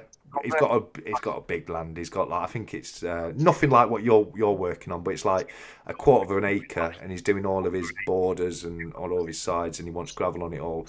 And the problem is, you can't. The pallets can only get dropped off at the bottom of the lane, and then I've got to barrel them up by hand. So that's going to be me tomorrow. If you were interested, guys, got nothing to do with what we're talking about. But yeah, no, fantastic. So. Right, let me think. If you've got to wind up pretty much on time, do you want to jump through to top 10? Number 10? Yeah, number 10 down to number 1. Let's have a look. What do you want to do that now, or? Yeah, then that'll wrap it up. Then you need time for the duck race and everything, because we're pushing 20 past 8 now. So. Oh God, no! You know what, mate? I can't. I'm going to take it down to. I will take it down to 10, but I want people to see at least a little glimpse. Yeah. Of the other stuff. So where I'm going is do the top 10 countdown. Go from 10 to 1. Skip everything in between. Oh well, what I'm saying is I will do that, but I'll let people see for like a second or so as I go through them, if that's okay, because I think there's some cool stuff. Yeah. People cool. should I'll just shout what they are as you go through. Yeah, well, you've done a fantastic job of naming them. So for time, we're at 22 now. So 22 down to 10. I'm just going to flick through really quickly, and then you can go into a little bit more detail of the others. So let me just flick that over there. Come out of studio mode. So this right here is a 1600s fob seal. So that would have been like a wax seal type thing. You've got another cartwheel penny right here. You've got military badges. How cool are they? Really, really cool. You've also got a Jubilee head shilling. Beautiful condition on that. A wonderful shilling. It was designed for the 50th year of Queen Victoria's reign, her golden jubilee, as designed by Joseph Edgar Bowen. Right here we've got some more crotal bells. You've got a Gothic. Did you find this metal detecting? Yeah, man. So lucky. You're so lucky. I'm so jealous right now, mate. You've got a French jetton right here. You've also got a medieval buckle. Would that have been a shoe buckle or a hat buckle, or what do you think? Coat buckle, maybe? Probably a belt buckle, strap buckle. Okay, no worries. I named every other kind of buckle except for belt buckles. There we go. We've got the bullhead shilling right there. George III bullhead. Doesn't he look bullish in that? He really does. He's earned that nickname right there. And a couple more. We've got some Roman bronze coins right there. A fake Vespasian.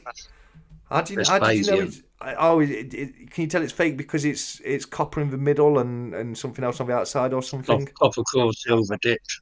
Yeah, you can see that. If it's a true dinar, it'll be solid silver, so it's a contemporary forgery. There you go, guys. Even back then, they were plating copper to pass it off as silver. But what is so cool about that, if anyone wasn't aware, contemporary fakes can be worth more than the originals, can't they? Absolutely. They can. Obviously, if you didn't know, contemporary means it's of the time. So it's a fake that was made at the same time as the real coin was made, which means it's still got all that history to it, etc. So contemporary fakes are something that are sought after. That's a fantastic piece. And then we've got the Henry VI half. Let's have a look. What's that? Half groat. Oh, gotta love a half groat. I mean, who doesn't love a groat? But that has taken us down now to number 10, mate. If you want to take us through these. Edward I, hammered penny, so 1279 to 1307, London Mint. Very nice piece, and I'll be honest with you. I can read these. Cool. Yes, yeah, and if you look at the obverse, the King's Head, you've got the cardinal across at the top, and then reading round clockwise, you've got EDW Edward. Yeah. And then it's Angli Rex and so on. And on the reverse, it will be Civitas London. Yeah, and it's probably one of the most. In fact, I'm changing that. That's Canterbury, Civitas Cantor. There you go, and it's one of the most probably the design I think of when if someone said a hammered coin to me, that's probably actually the design I would think of. That design of Edward there with the cross on the other side. So that's super cool. Shall we move on to the next one? Yeah. Let's have a look. So we've got some Saxon artifacts here. What are these and what were they used for, my friend?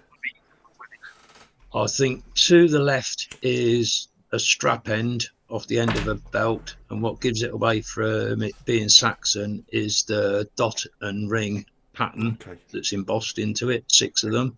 Okay, cool. And to BBA, the right, mate. I believe it's. So I was just going to say to BBA, when it comes to this old stuff, Percy knows so much more than I do. He really does. But sorry to interrupt you, mate. Yeah. And to the right, I do believe that's a fragment of a horse harness, Anglo-Saxon zoomorphic. You can see it's like a dog's head. Yes, yeah. Yeah, you can see that, can't you? You can see like the ear coming down and yeah. It's pointing to the left. You've got the mouth slightly open, and then, like I say, the ear coming down to the right. Yeah, that's really cool. That is really cool, and Saxon. That you're looking, nearly 1,000 years ago now, aren't you? You know what I mean for anything Saxon. And there is hen's teeth.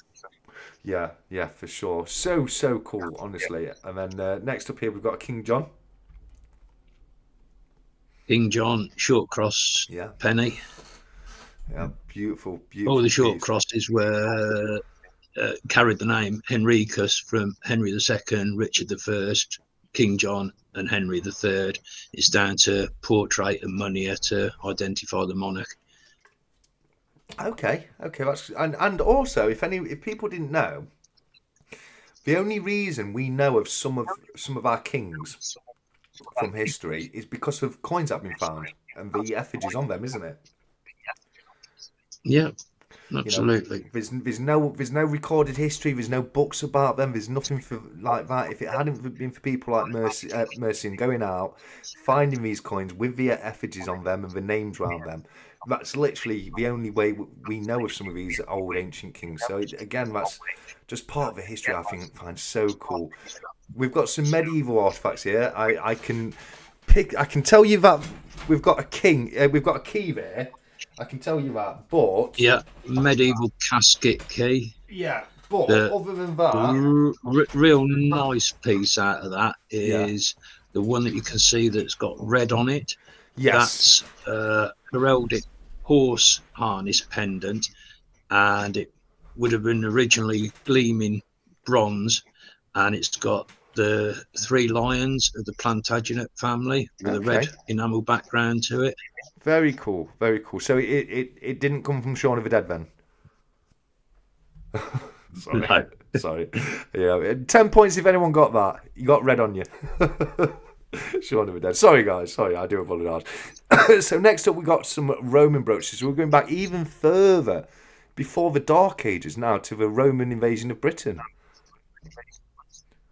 So that would have been. That would have been right around... hand is a standard sort of fibula brooch. The left hand is an umbonate brooch, which would have had enamel inlays into those little triangles, red on the inner circle and a light blue on the outer. That would have been gleaming and fairly high class kind of artifact. The peasants wouldn't have worn them. And your fibula brooches were your Roman safety pins. Yeah. Okay, that's cool. So they were. I would guess they would be dated pre 400 AD then. Yeah, no, they're sort of late 1st, early 2nd century, so 1900 years old. Yeah, so I'd say pre 400. I wasn't sure exactly where before 400, but because I think the Saxon invasion of Britain happened around 400, and they replaced the Roman, didn't they? Some real age to that. Nearly 2,000 years old, as you say. Insane, it really is. Now, let me come back before we move on to the next one, because we spoke about it a little bit earlier when we said there's one piece in particular that, for me, I mean, like there's some awesome. Don't get me wrong, we've got some awesome history there. Some, medieval. You've got Roman. You've got medieval. You've got Saxon. You're spanning a lot of our history right there. But guys, we all love a bit of gold. We all love a bit of gold. And right here, we have got a George III quarter guinea right there. Look at that, guys. And you've just pulled it out of the ground free of charge. Yeah. There's some slight wear to his eye. It's not quite as clear, but I'd still put that down as extra fine. Oh God, yeah.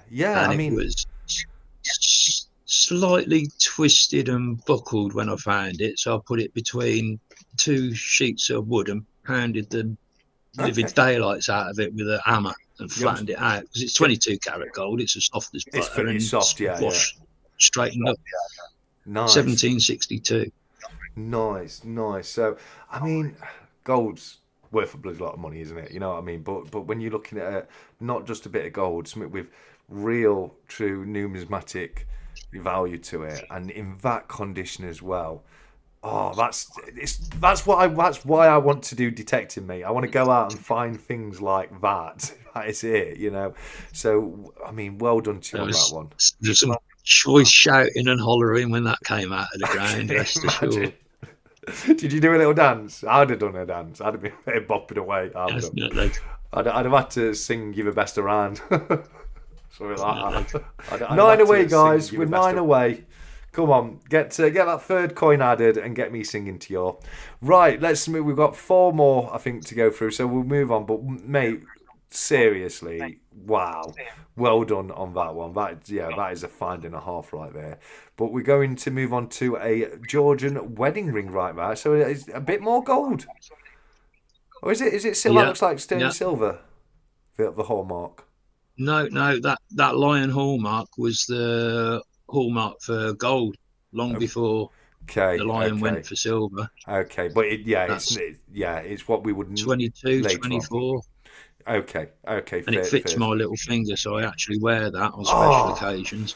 That is so cool. Have you been able to date it from the hallmark at all, or do you know the rough date? No, it's struggling because there's only 2 marks on it from back in the day. The modern hallmarks are 4.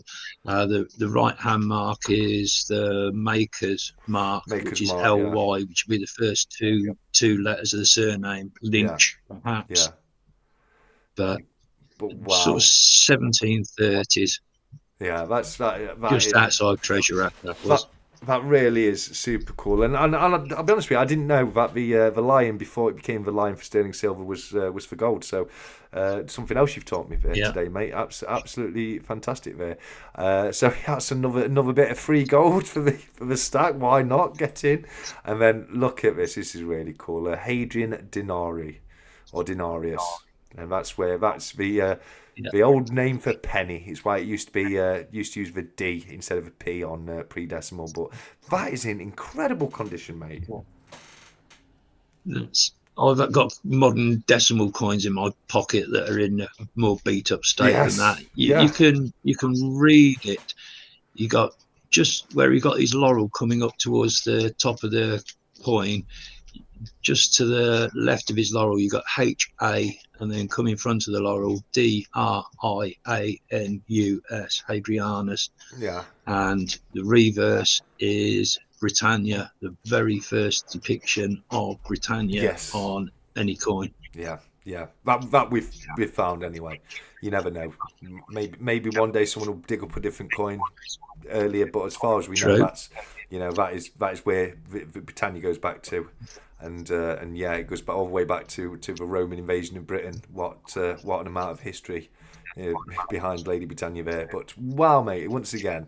And then the next two pictures are of the same item, aren't they? Are the same item. This is my number one best and personal favourite find of the lot. It's not precious metal. It's just bronze. It's the front face off a Roman padlock. You'd have put the key in the side of the face, turned it, and it would hinge up off the back plate. And that is the goddess Minerva. Wow. Pushing 2,000 years old. And when I broke that out of the clod of soil it was in, and you're faced with a Roman goddess staring back at you, it sends your head all over the shop, mate. Oh, I can imagine, mate. I really can. It don't have to be precious metals. No. I prefer artifacts to coins because they're more personal. I get that. I completely get that. You know, especially with old Roman stuff like this. A Roman padlock, guys. A Roman padlock. That's got to be one of the coolest things I've ever seen. It really, really has, mate. It really has. So wow, I've loved going through that. What's even more of a brain basher to me is if you've got a padlock that's as ornate as that, what the bloody hell were you locking up? What were you locking up? Where is it? What were you locking up? You know what I mean? That's fantastic. Ian, thanks for subbing to Mercian. And anyone else who hasn't done so yet, please do get across and give Mercian a sub. He's a fantastic guy. And as you can see, he's got some amazing content, guys. Some amazing content. But YouTube channel's a car crash of a disaster. I've been uploading videos for 5 years now, and I'm only halfway through 600 subscriers. It's such a do you enjoy it? Do you have fun? Not general interest. Yeah. I love making the videos. That's all that matters, mate. That honestly is all that matters when it comes down to it. As long as you're having fun doing it, you know, that's all you need to ask for. But I haven't asked any coin questions yet. So I need to. Damn good friends I've made. Yeah, absolutely. You know, some of the people in this community and some of the friends we've made over the last few years, absolutely astounding. But before I get them lynch mobbing me down, I best give out some groin coin points, mate. So we're going to start off. It's gonna be an item related to what you're giving away, and we've covered it already. And I want to know who designed the 1797 cartwheel penny. If you were listening, you should know, because I did say it earlier on. The original 1 ounce round, the 1 ounce copper round. It was designed in 1797, guys. Who designed it for the first 10 groin coins of the evening? Yeah, absolutely nerd. No, you weren't listening. Were you guys? Come on. Here we go. No, still no one. Come on, it doesn't take you this long to Google it. Here we go. Robot Toasters come through. Konrad Heinrich Klutschler. There we go. And there we go. And I didn't mention this earlier. This is a bonus point. See how much you know. Who made the cartwheel penny possible? Whose invention made the cartwheel penny possible? It was an invention in minting. You're not allowed to. You're not allowed. I'm giving you 10 points for coming on. You get 10 points for just being my guest tonight. Mercy, my friend. Always toaster. Yeah, toaster's good. Toaster's good at these. Stevenson, no. It's a guy. He invented a new form of minting press, and it was Matthew Bolton. You're up to 80, Robot. Robot's looking to get the next round of groin coins. Let's move on and ask something else then.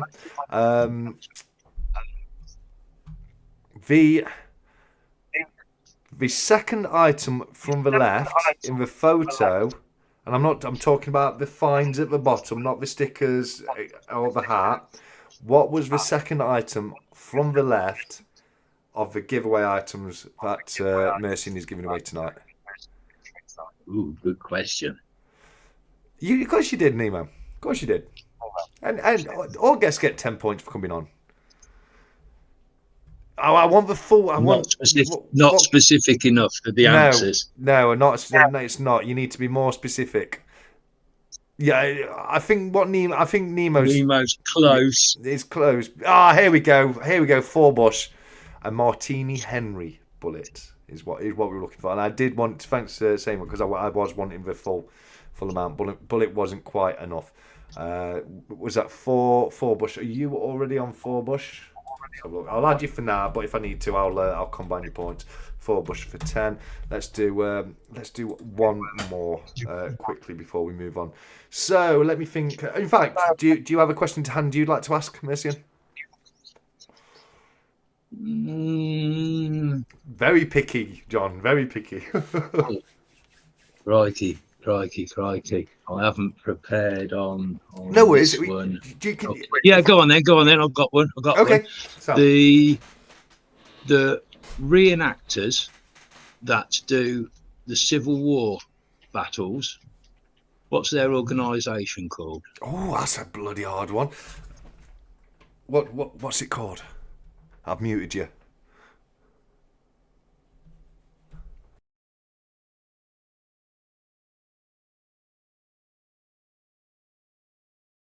Okay. Oh, yeah. It's already on. It's already up there. 𝗃𝗵𝗃. 𝗃𝗵𝗃, yeah. Well done. 2 in a row, 𝗃𝗵𝗃. Well done. Right, that's your lot for now, guys. That's your lot. I'll do some more later. Well done. But Robot Toaster is getting very close, guys. He looks like he's going to be our first dual winner. First person to win 2 rounds. Who can lip read? I thought myself, well, I hope there's no lip readers out there. but no, I think we're all right. Right then. So we're only 20 odd minutes away from the giveaways, guys. We'll probably not stick around too long after the giveaways. So I'm going to say I've hogged Mercy in enough now. And if you guys have got any questions you'd like to ask, and please do, because it's a wealth of knowledge with this kind of thing, which as you can tell from today, I know nothing about. So please do get your best questions in the live chat for us, and we'll look to answer them. Or Mercy will look to answer them. And I'll sit here and go, yeah, to everything he says. Why not? No, we'll be a good group. I'm sure there'll be some fantastic questions. So yeah, and I think I'm going to get called away just a moment to sort Sue out with the coffee. Okay, before you go very quickly, can you just answer Robot's fantastic question? We've gone through the best. What's the worst thing?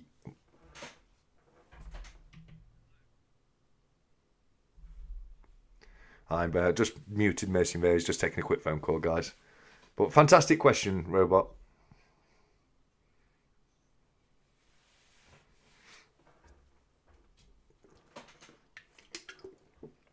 Could be anything, really, couldn't it? No worries, buddy. No worries. Yes, Mason's just had to nip away very, very briefly there. But great question from Robot. While he's gone away, guys, let's get some questions lined up. So we've got plenty to go through when he gets back. Self has just put one through. Is there something that you found that has made you sad to find? Okay, that's another good question. What do you have to declare when you find metal detecting? Well, we kind of covered that a little bit earlier. I'll ask for a bit more detail on it, nerd. At what point does it become something that you have to? I think he said something like, I think if I remember correctly, it was stuff over 300 years old that's got more than 10% precious metal content to it. If I was listening correctly at the beginning, but there's a lot going off, so I might have misheard him on that. But I'll definitely will re-ask that, mate. Petrified poo for a worse find. I found enough of that, mate, in my time. Not even metal detecting. When you think it's a rock and you like pick it up and it's like, yeah, no, that's just petrified poo. back with us. There we go. We've had some fantastic questions come through, mate, while you've been away finding that.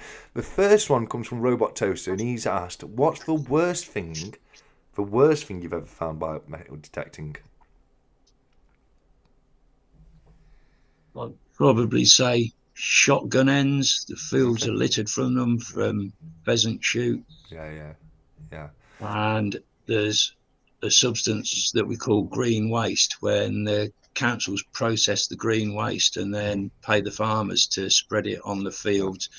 There's minced up all sorts of junk in there, the IKEA furniture fixings and that, and it completely contaminates fields. It's a blooming nightmare to dig through. Yeah. Other furniture fixings are available. I love it. IKEA furniture fictions. I love it. No, fair enough. And then just so basically junk. And the worst stuff is not just junk, but junk that can pollute the ground as well. And I think that's a good answer to a great question. A question from 𝗖cie_𝗺𝗵𝗿: is there anything that you found that has made you sad to find? So I suppose it could be something that's got a little bit. It's made me what? Sad to find. So maybe something that's a bit heart wrenching or something. No, not as yet. Not as yet. Okay. Everything's been a joy to find. Yeah, fair enough. I can think of some things that I can think there would be times where you find something and maybe it's obvious that it's the death of a child or something like that, and it could be quite sad. But luckily, everything you found has been quite cool. But fair answer to a good question. Next up, we've got Nerd UK, who said, "What do you have to declare?" Now, I said, based from our chat earlier, it's anything over 300 years old with a precious metal content of over 10%. Is that correct? Yeah, and hordes of coins. And when does it become a hoard of a coin? What is there an actual number, or? It always used to be 9 or more, but I think that's been reduced recently. Okay, right. But if you wanted to double check that, the information's out there that people can confirm before they went detecting. But it used to be, but you'd think so between 5 and 10, something like that. But do confirm. Yeah. Okay. 𝗀𝗵𝗄_𝗀𝗵𝗄_𝗀: did he really run around the field naked when he found the gold coin? Did you? I did sing a song about having done that when I found it as the intro to the video, but rest assured it was too flaming cold to bit too cold behave like that. Good question, Nessie. Thanks for that. I've enjoyed that one. Any haunted places on that land for potential ghost hunts? Ha ha ha. Well, are you even going to turn up, Nemo? Any old history? Any haunted tales from the manor? Any white? Not necessarily, but I'm not far away, within sort of 8 miles from where the Battle of Edge Hill was, first battle of the English Civil War, and I do believe that's quite haunted. I mean, if anywhere's going to be haunted, it's got as much a chance as any, hasn't it? Any old battlefield, for sure. Yeah, for sure. No, so that would be a good. I think any battlefield site is a good place to go and investigate for ghosts and hauntings and stuff like that, for sure, 100%. Thank God I've not found any toys magnet fishing. I know people who have. Any toys? What's BBA referring to there? Is it the kind of toy that's just come into my head? Like I was saying, that's not a wand. That's a wand earlier. Okay. Yes, that would possibly be the worst thing I could think of to find. To be fair, funny story. It did used to happen quite a bit. I've told people I used to be a claims manager for buildings and contents insurance, And not once, a few times in my career as a claims manager, I had to get a phone call from a contractor, and it's we say, right, I just want to let you know, I'm quoting for this job. I've just moved something out of the way, and there's a bag full of adult toys there. We've just seen, because what will happen is people will get embarrassed and they'll complain about it. And they're like, we just want to tell you we weren't rummaging through anything, and we just moved the bed and you were right there. So I do know people that have found that kind of toy in the past, but yeah, moving on very quickly. Mercy, and love your intro into your channel. Are you in a band? You look like you are. No, I've got a bass guitar that I play very badly, trying to pick up a few punk bass lines. There you go, mate. There you go. Like, so that's it. We've got a bad bass guitarist. We've got a bad singer. We're going to call ourselves the Stack Chatters, and now you're in a band, mate. Now you're in a band. Here we go. That's why my chats have skipped. Here we go. Question from 365. Have you found any modern bullion silver coins? Oh, well, I mean, just follow 365 around. I'm sure you will eventually. No, nothing more silver content than 925. Okay, but what's the most recent precious metal find you've got? I find decimal coins all the time, but there's no precious metal content in there. What do you reckon the Vic? A couple of weeks ago, I found a silver brooch with Canada on it, lucky horseshoe brooch. That's quite modern, cool. Just like a pin brooch type thing. Yeah. But I think all the fine silver's locked away in everybody's safes, isn't it? It's that's what I mean. Not 365. Carry around in your pockets. Well, unless you're 365 and you just go around and throw it in fields and up trees and round museums and zoos and.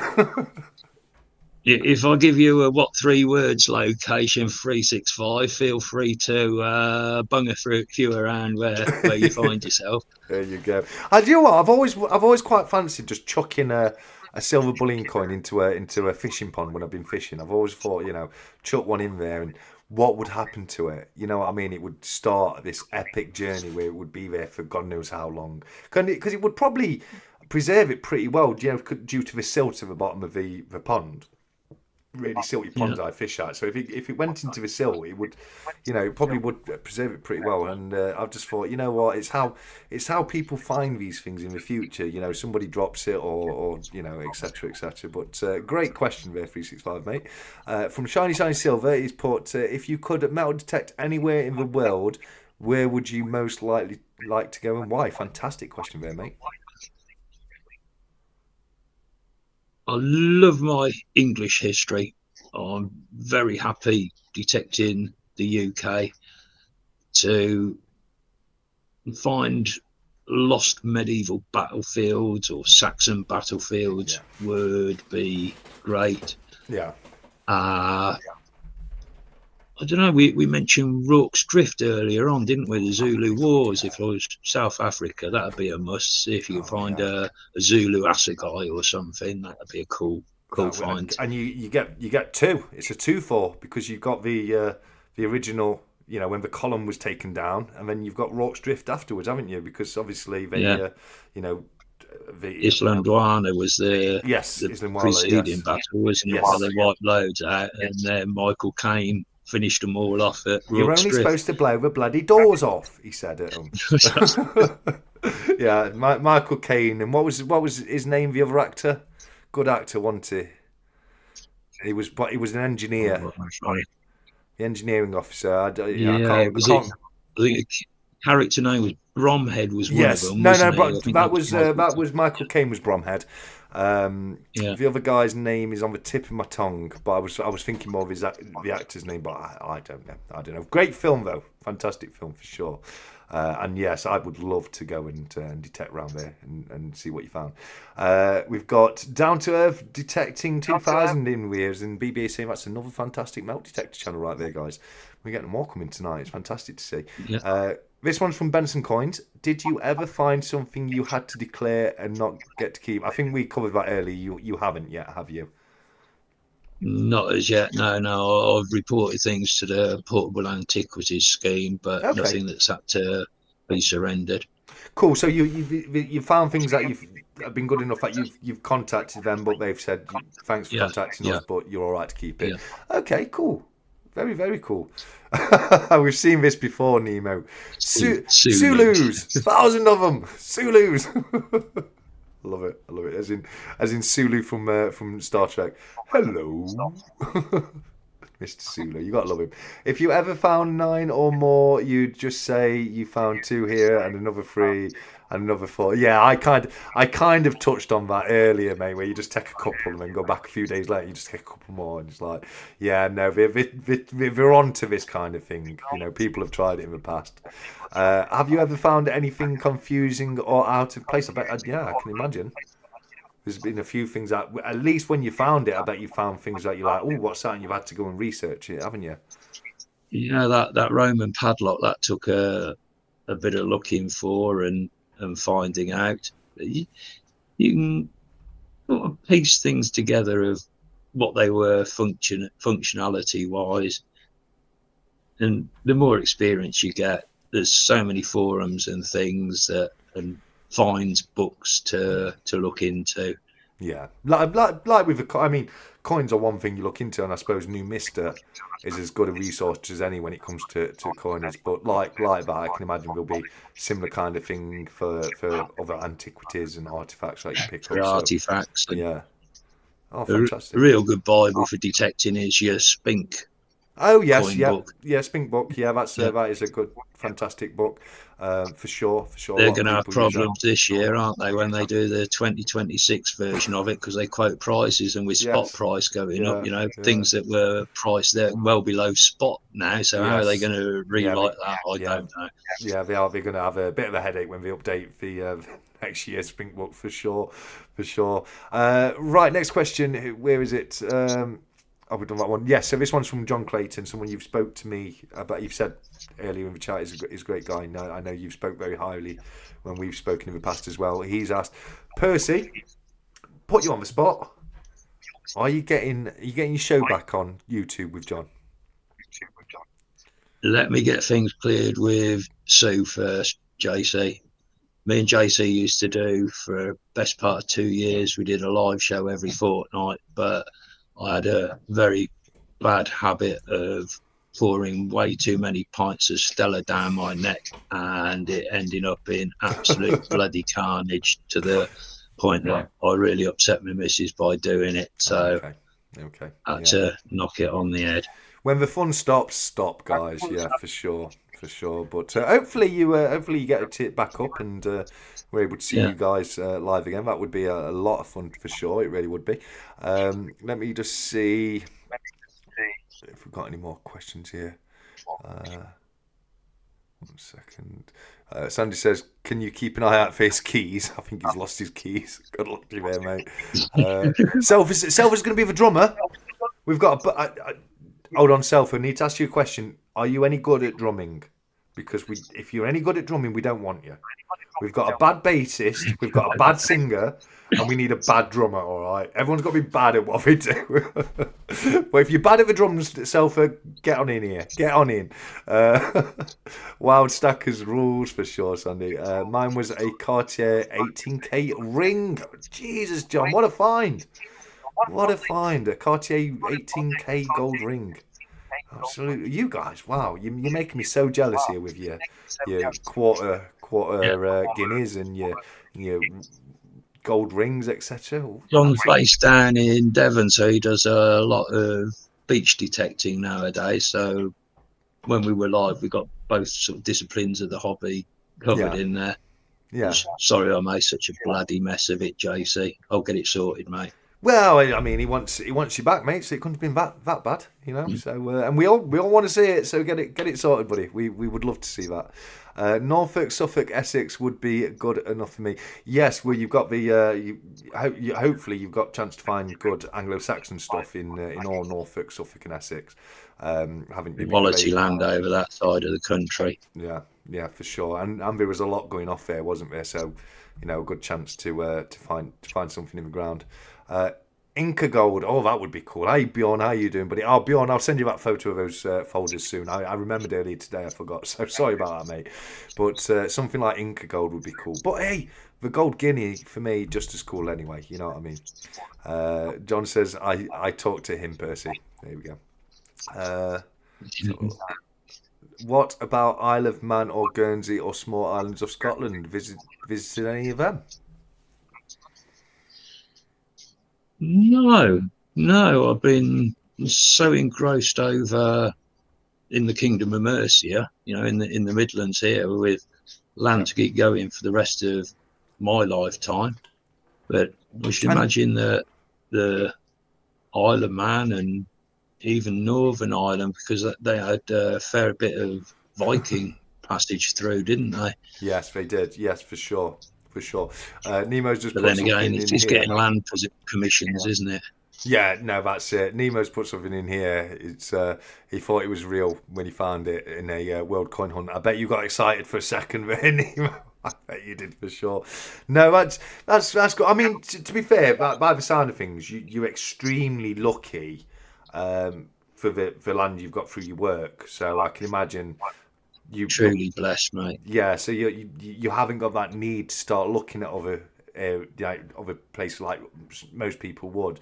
You've kind of got this golden land right at your feet, so that's absolutely fantastic, and I can understand why, if you've got all that amount of land at at your fingertips, you're obviously gonna do a lot there, aren't you, for sure? But good question, though. Really good question from himself with it. So look. Got a lot of hellos to people. It's great to see you. Thanks to everyone who's come across and joined us. It's fantastic, each and every single one of you here. I'm going to very quickly see if I can get to the end, because it's 9 o'clock, and they're going to start telling me soon, mate, what time it is.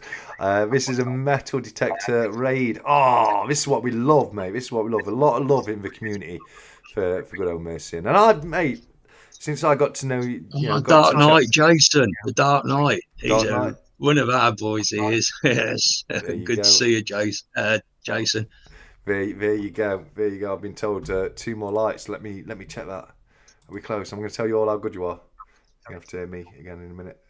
Oh no, there we go. Oh, we're on exactly 50, guys. We're exactly 50. So, Mercian, if you would kindly give me 1 second, so I can let this lot right here in the live chat with us all know. Nessie, here's your warning. Turn your volume down. Mercian knows what's happening, because you lot, each and every single bloody one of you, are the best around. Nothing's ever gonna bring you down. You're the best around. Nothing's ever gonna bring you down. You gotta love how I hit that last note there. And you've got the 900 Mercury Roosevelt dying in the bundle tonight as well. So thank you very much. Sandy, shut up, says BBA. That was an especially good one tonight, wasn't it?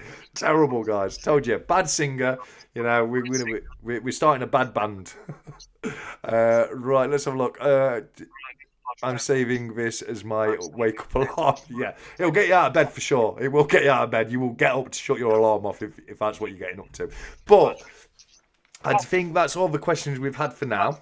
Nerd. Sorry if this question was already asked, but how do you get permission to metal detect on the land you want to work? You have to contact. Yeah, we did cover it. You have to contact the landowner, and a lot of the times it'll be 50-50 between the finder and the landowner. Isn't that right, buddy?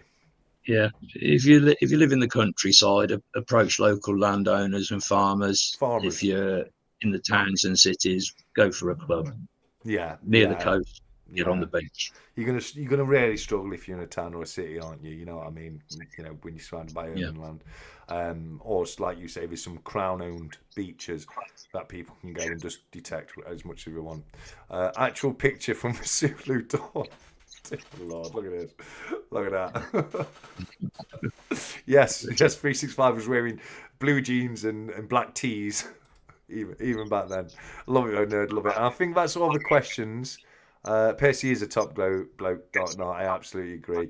Anytime I need help to idea find, he's been showing us tonight his level of knowledge, and I'm blown away by it, Percy. I truly am. Like, there's been quite a few bits tonight you've schooled me on, so thank you so much, and it's been a lot of fun. But before we start having a go at me, aren't beaches more likely to have unexploded bombs? Not necessarily. Not necessarily. You've got to remember, the bombs were more likely to have been dropped on urban centres, etc. So, it's more, and this is just going based on my knowledge of war, not of metal detecting, but I would assume the places where the most bombs were dropped are the places where you're most likely to find an unexploded bomb.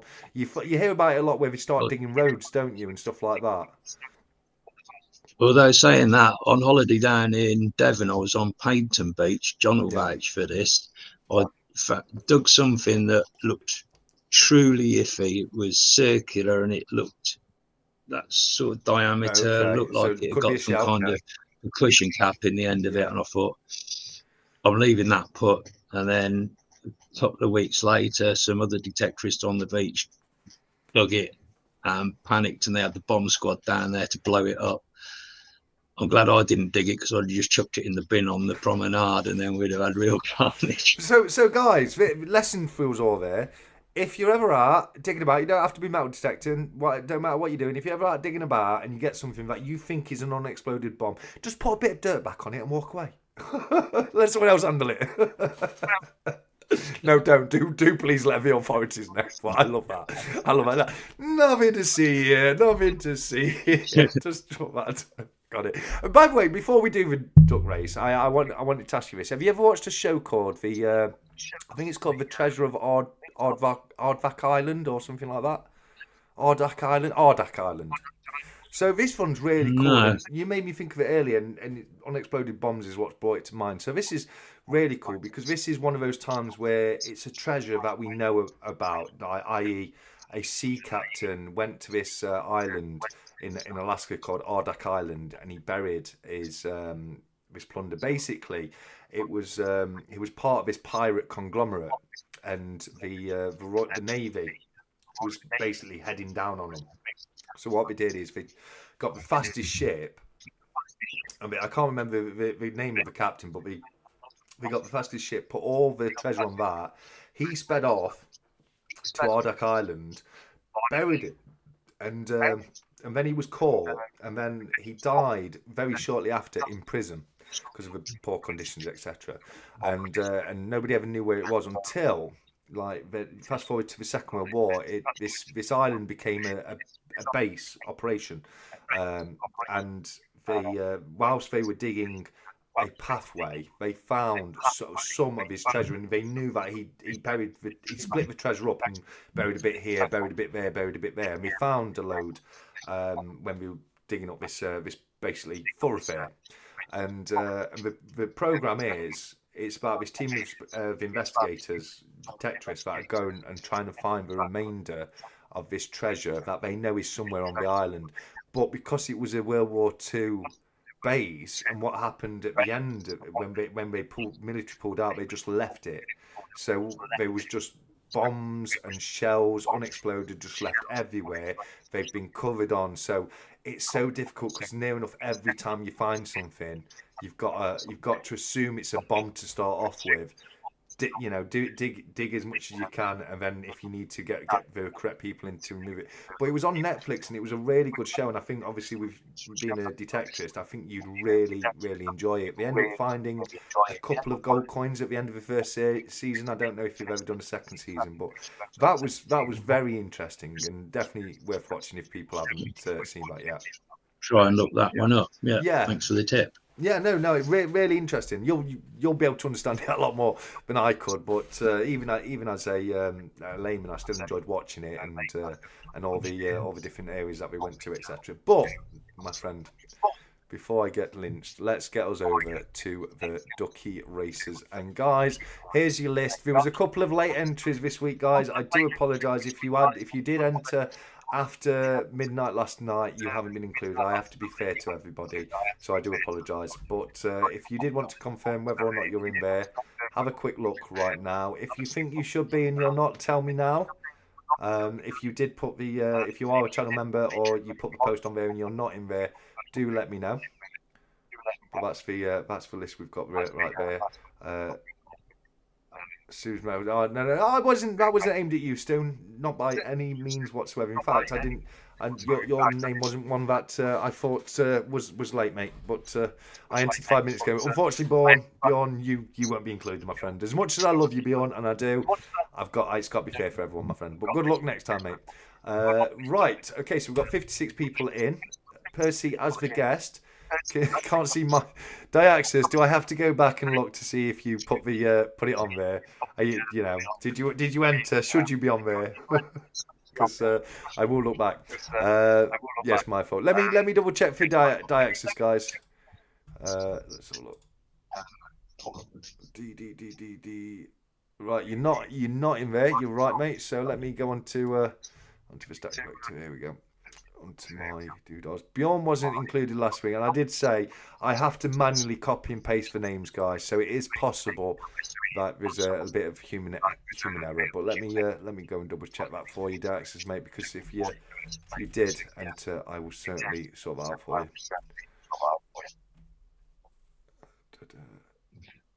5 days ago, 𝗷𝗃𝗃, you're right. You're right. Thank you, mate. This is why I'm asking. So 𝗷𝗃𝗃, you are 100% right, my friend. Yes, no, you did it 5 days ago, mate. You did do it 5 days ago. I can, if I come here, where is it? 𝗷𝗃𝗃 right there. Look, 5 days ago, mate. So yes, you absolutely should be in there. I'm just spectating this week. Cheers, Electric Boat. Sound feedback. I know, Davinia. It's sometimes with the live stream, there's nothing you can do. Thank you very much for being with us tonight, everybody. Right, I think that's it. And 𝗷𝗃𝗃 says I've got you added in now. It was Haggis Wrangler. Before I move on, what do you reckon, 𝗵𝗵𝗃, for next week? What do you want for next week? Yeah, for a phrase, something to do with metal. It's got to be something to do with metal detecting, hasn't it? What about Roman padlock? Should we go Roman padlock? Well, I was thinking of. I don't know if you've ever watched Detectorist series with Mackenzie Crook. Yeah, I watched a little bit of one episode. It was good, and I just didn't. It went out of my mind and I forgot about it. But yeah, I know one you're thinking of. Then we go for ring pull.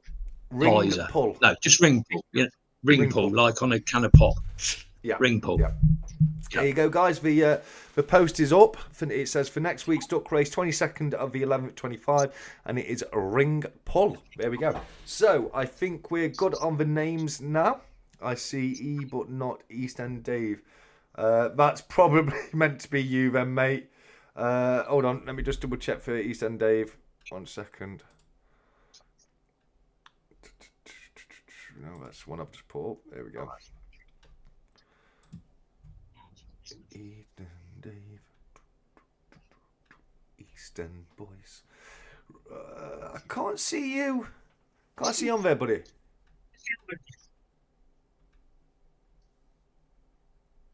Let me just go back onto. Oh no, wrong one. 1 second. Yeah, it's on the monitor. There we go. Yeah, I can't see you on there, East End Dave, mate. Or Brits and Sobs.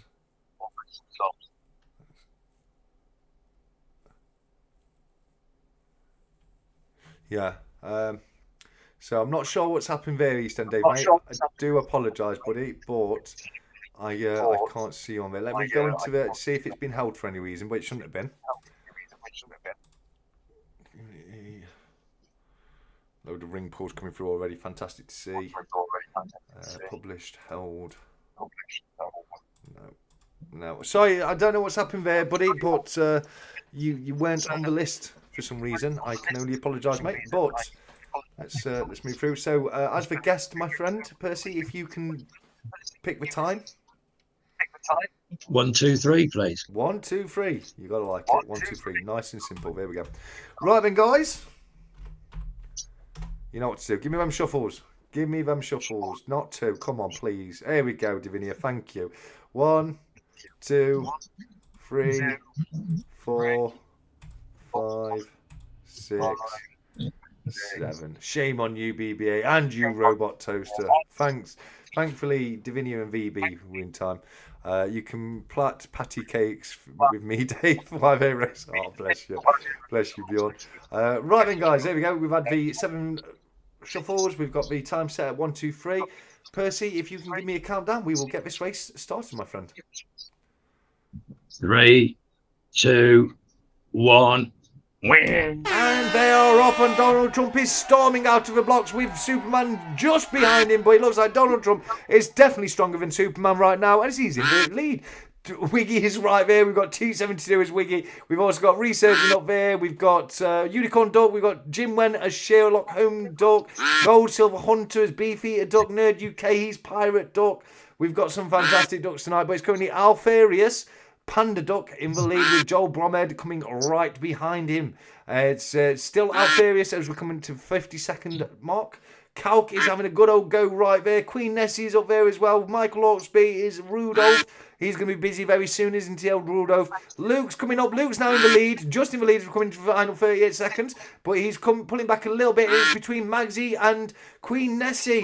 SI81 has got SI81, I was right. He's got the cheating duck tonight with the extra long honker, giving him that little bit of an edge, getting over the finish line first. Coming into the final 20 seconds, this is where all changes. Currently, Danny Millington has Punk Duck right there.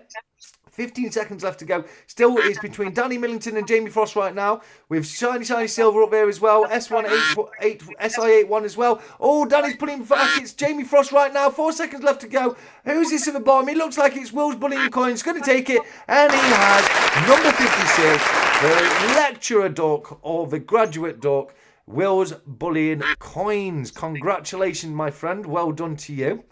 But, Percy, I've got an important question to ask you. Do you know what time it is? It's time to shut the duck. There you go. Perfectly done. Perfectly said there. Absolutely perfectly said. What's that? That's OBS errors from when I was stuck earlier. There you go. Couldn't get it started. Well done, Will's Bullying Coins. Congratulations to you. Get that address over to me and I will get your bundle out to you in the next couple of days. Load of congratulations coming through. Now, it's not the only giveaway we're doing, is it? It's not the only giveaway we're doing tonight. Nope. We've got another one to do, and I think what do you reckon? Because the live chat moves quite quick, I think if people can put the answer in Stack Chat Interact, is that okay with you? Or on the chat. Well, I'm thinking it'll be harder for us to keep up on the chat. You type go, yeah. One guess per person. Right. And I'll give you the answer after about 30 seconds. Leave it open for 30 seconds. One guess per person. Close it. I'll give you the number. And then starting from your go, the closest person to that number takes it. Okay. Only one guess per person. I do think it'd be easier to see who wins if we do it in Stack Chat Interact, because it can be very difficult to go through the live stream afterwards. So in case you haven't got it, to make it nice and easy for you guys, because same as I said, we're not going to leave it so long. There you go. If you click on that, that'll take you to the Stack Chat Interact room over in Discord. For those who are a member, if you're not a member of Discord as of yet, I'm going to give you a couple of minutes. Give you a couple of minutes before you type. I'll give you a range. It's somewhere between 50 and 150. Yeah, and we haven't said go yet. We have not said go yet. But go on, guys. I'll tell you what. We'll give you. I'm okay giving them 5 minutes. What do you reckon, Percy? So, just in case anyone needs to sign up to Stackers Social to get in there. But you've got 5 minutes from now. It's so at 22 minutes past. We will look at the answers, and we'll look to see who is closest. So just bear with 1 second, guys.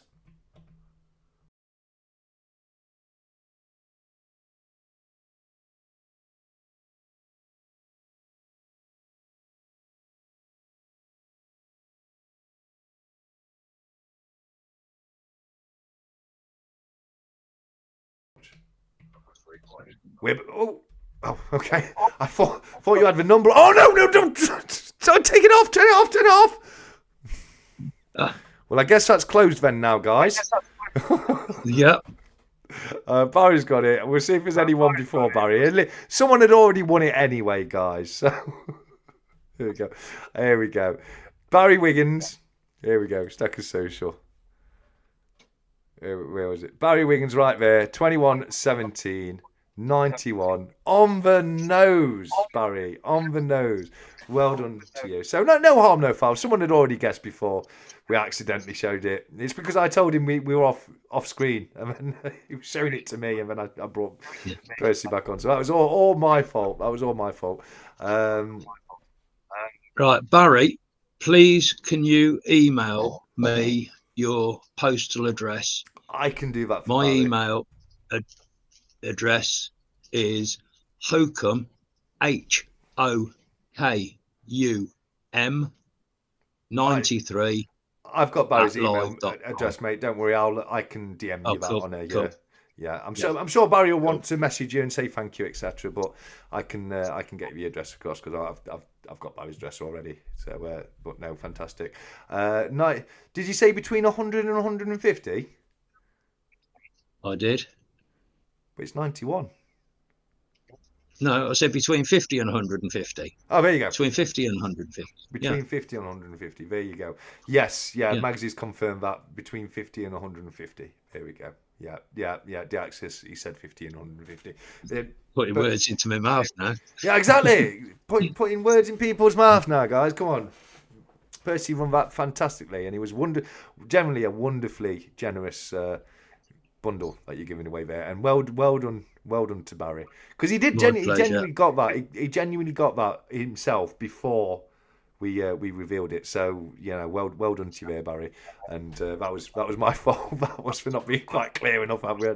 We'd come back on, but no, brilliant, fantastic work, mate. So guys, you've got us for a little bit longer. If there's any more final questions you've got for Mercian or myself, and Mercian, is there anything you'd like to ask me, or anything you'd like to say at all? Yeah, going back to the Royal Mint, when are they going to release that final Loki bar? Because I've got my bots, I've got my Thor, I've got my Odin. I want my Loki. I want my Loki. Get me my Loki. And where's bloody Heimdall as well? I want a bit of Heimdall, a bit of Tyr. We'll have some Tyr as well. Come on, let's have them all. Well, it's lending itself to a round 2, isn't it? Box 2 with 3 more Norse gods in it. Honestly, I could do them all. Frigg, Freya, Frey.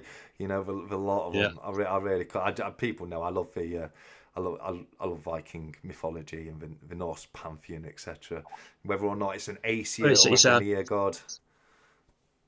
It's a true religion of Western Europe. Yes, it before the Abrahamic religions. Yeah, no, it is. It is because it came over. It was from Germanic Europe, and it came over with the Saxon when they came over to England. But it was very different. So, who we all know as Odin was actually worshipped as Woden, and it's where we get Wednesday from, because it's Woden's Day. But Woden and Odin are the same person. It's just where people distance themselves, the language changed very, very slightly. So you're absolutely right. Here you go, Thor's hammer right there. Love it. I've got always got mine on my backdrop right there. My little Thor's hammer. But yeah, I do. You've got to love a Viking, haven't you? You really have. Working in our industry as well, mate. It's all part of nature, isn't it? We're custodians for the Vanir. Yeah. Oh God. Yeah. Because they were the nature gods, 100%. Well done. Love it. Yeah. They were more the gods of nurture and nature, weren't they? Because Freya, she was actually one of the Vanir's, and they were. Well, it makes me laugh because Freya was more a prisoner of war than anything else, wasn't she? You know what I mean? Yeah. And she was constantly being stolen. She got stolen by the bloody giant. What was his name? The giant who took her off. Oh no, he didn't take her off. He stole Thor's hammer, didn't he? And he said, "Look, the only way you can get your hammer back is if you get Freya to marry me." So Loki, with his womanly charm, dressed Thor up as Freya.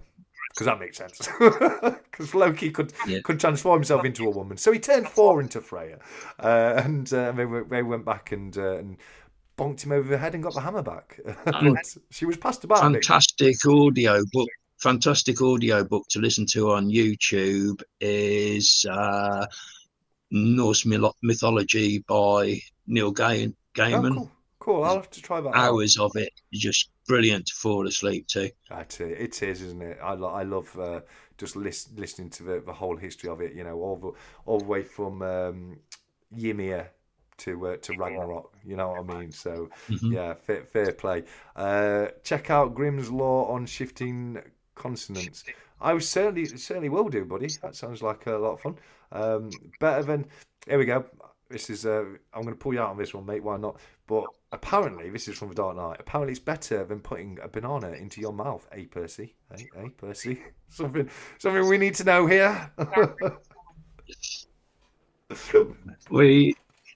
Jason Dark Knight used to do a live with other metal detectorists, Detector Kev, Robert Hunter Collinson, and each week we had the Nana Challenge.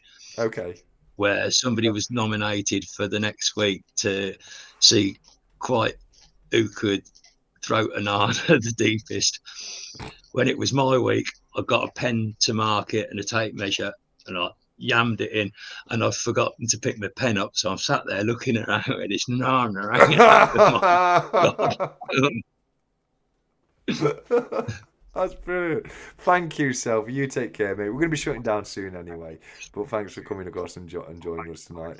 I was going to say 218 in here before Percy said 50 to 150. Oh, well, yeah, you'd have been a bit off there, but Barry did very well. By the way, I think Barry will message you himself anyway, but he's in the Midlands and he's saying he can actually meet you if that works out, which Barry's a great guy. I've met Barry a few times, so yeah. Barry, with all the greatest respect, mate, I'd love to meet up, but I've got a hell of a lot going on at the moment. I've got my mum in hospital with a broken hip and trying to sort her discharge from hospital, and my missus Sue, bless her, she's housebound with illness as well, so my time's pretty tight. But maybe as things ease up a bit, then we can get for a meet. Maybe some point in the future you'll be able to get down to the West Midlands Coin Fair sometime and come and have a coffee with us. That'd be wonderful if you could. Would be good, and might have to put a shout out to you if you got a free weekend to come and swing the coil. Come out detecting. I would absolutely love that. I really would. I've mentioned it to a certain BBA before, but yeah, I would love to come out and do a bit of detection, mate. So yeah, I'd love to take you up on that. Please, yeah, for sure. Guys, last chance to whack those questions in. Remember the peg chat. Now, guys, do I even want to know about this one? The peg. That one was a lot cleaner. That was washing pegs. How many you could clip onto your face? Onto your face, guys. Without one falling off. People have got them on their chins, their ears, their noses, their ears, their eyebrows. Yeah, I know the challenge. And how many did you do? I didn't actually take part in that when I wasn't nominated, but I know JC John Clayton. He got. I think he'd had to go to the supermarket and buy extra packs of pegs. You've got that many going on. Love it. Well, guys, new challenge. Whoever is able to put a photo in Stack Chat Interact with the most pegs on their face, I'll give you 30. I'll give you 30 groin coin points.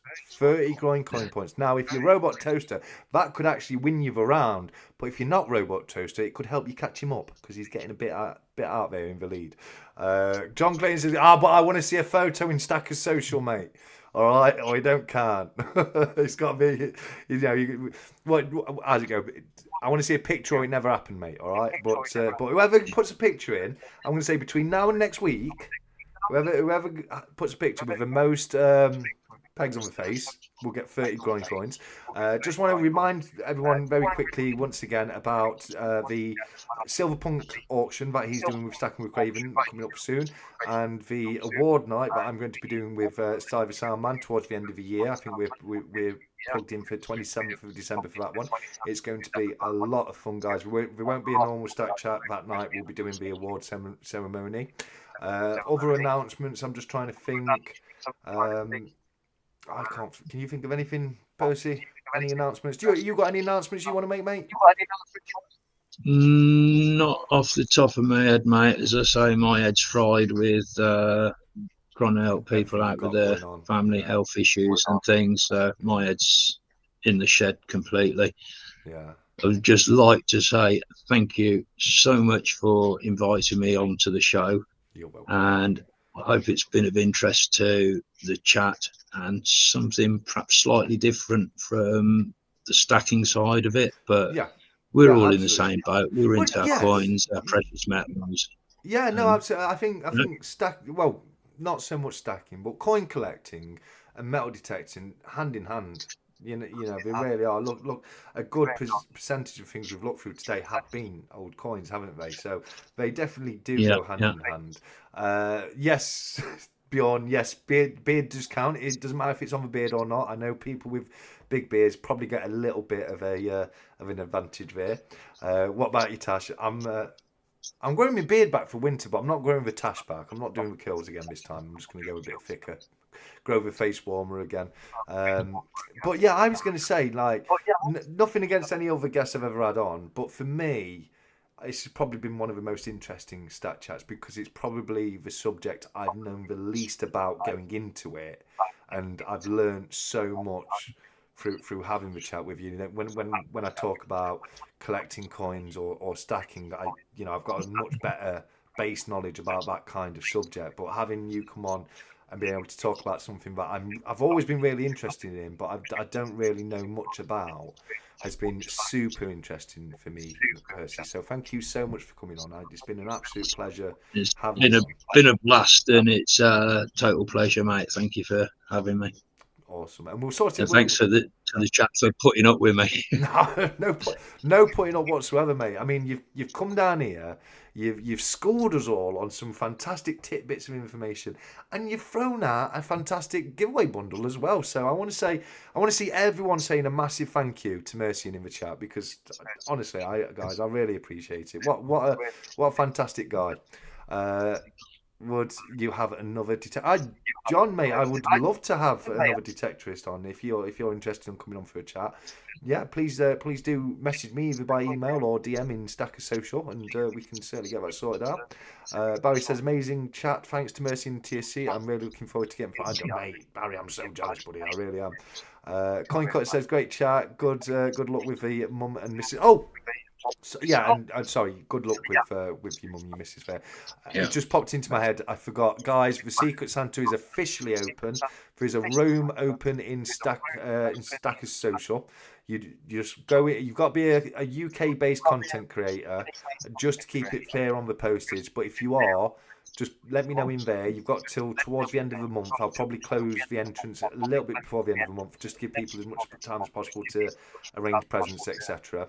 But if you are interested, do get at me and let me know, and I'll write your name down on the list, which I've got to redo completely, because it turns out last week I copy and pasted over the Secret Santa list with the duck race list instead of going over the duck race list. So that's more time out of my busy schedule. And as well as that, I will be doing the vote for this round of Stackers Social very, very soon. I'm blown away by the amount of people that have entered this round. It's incredible, but it does mean it's a bit of information for me to go through.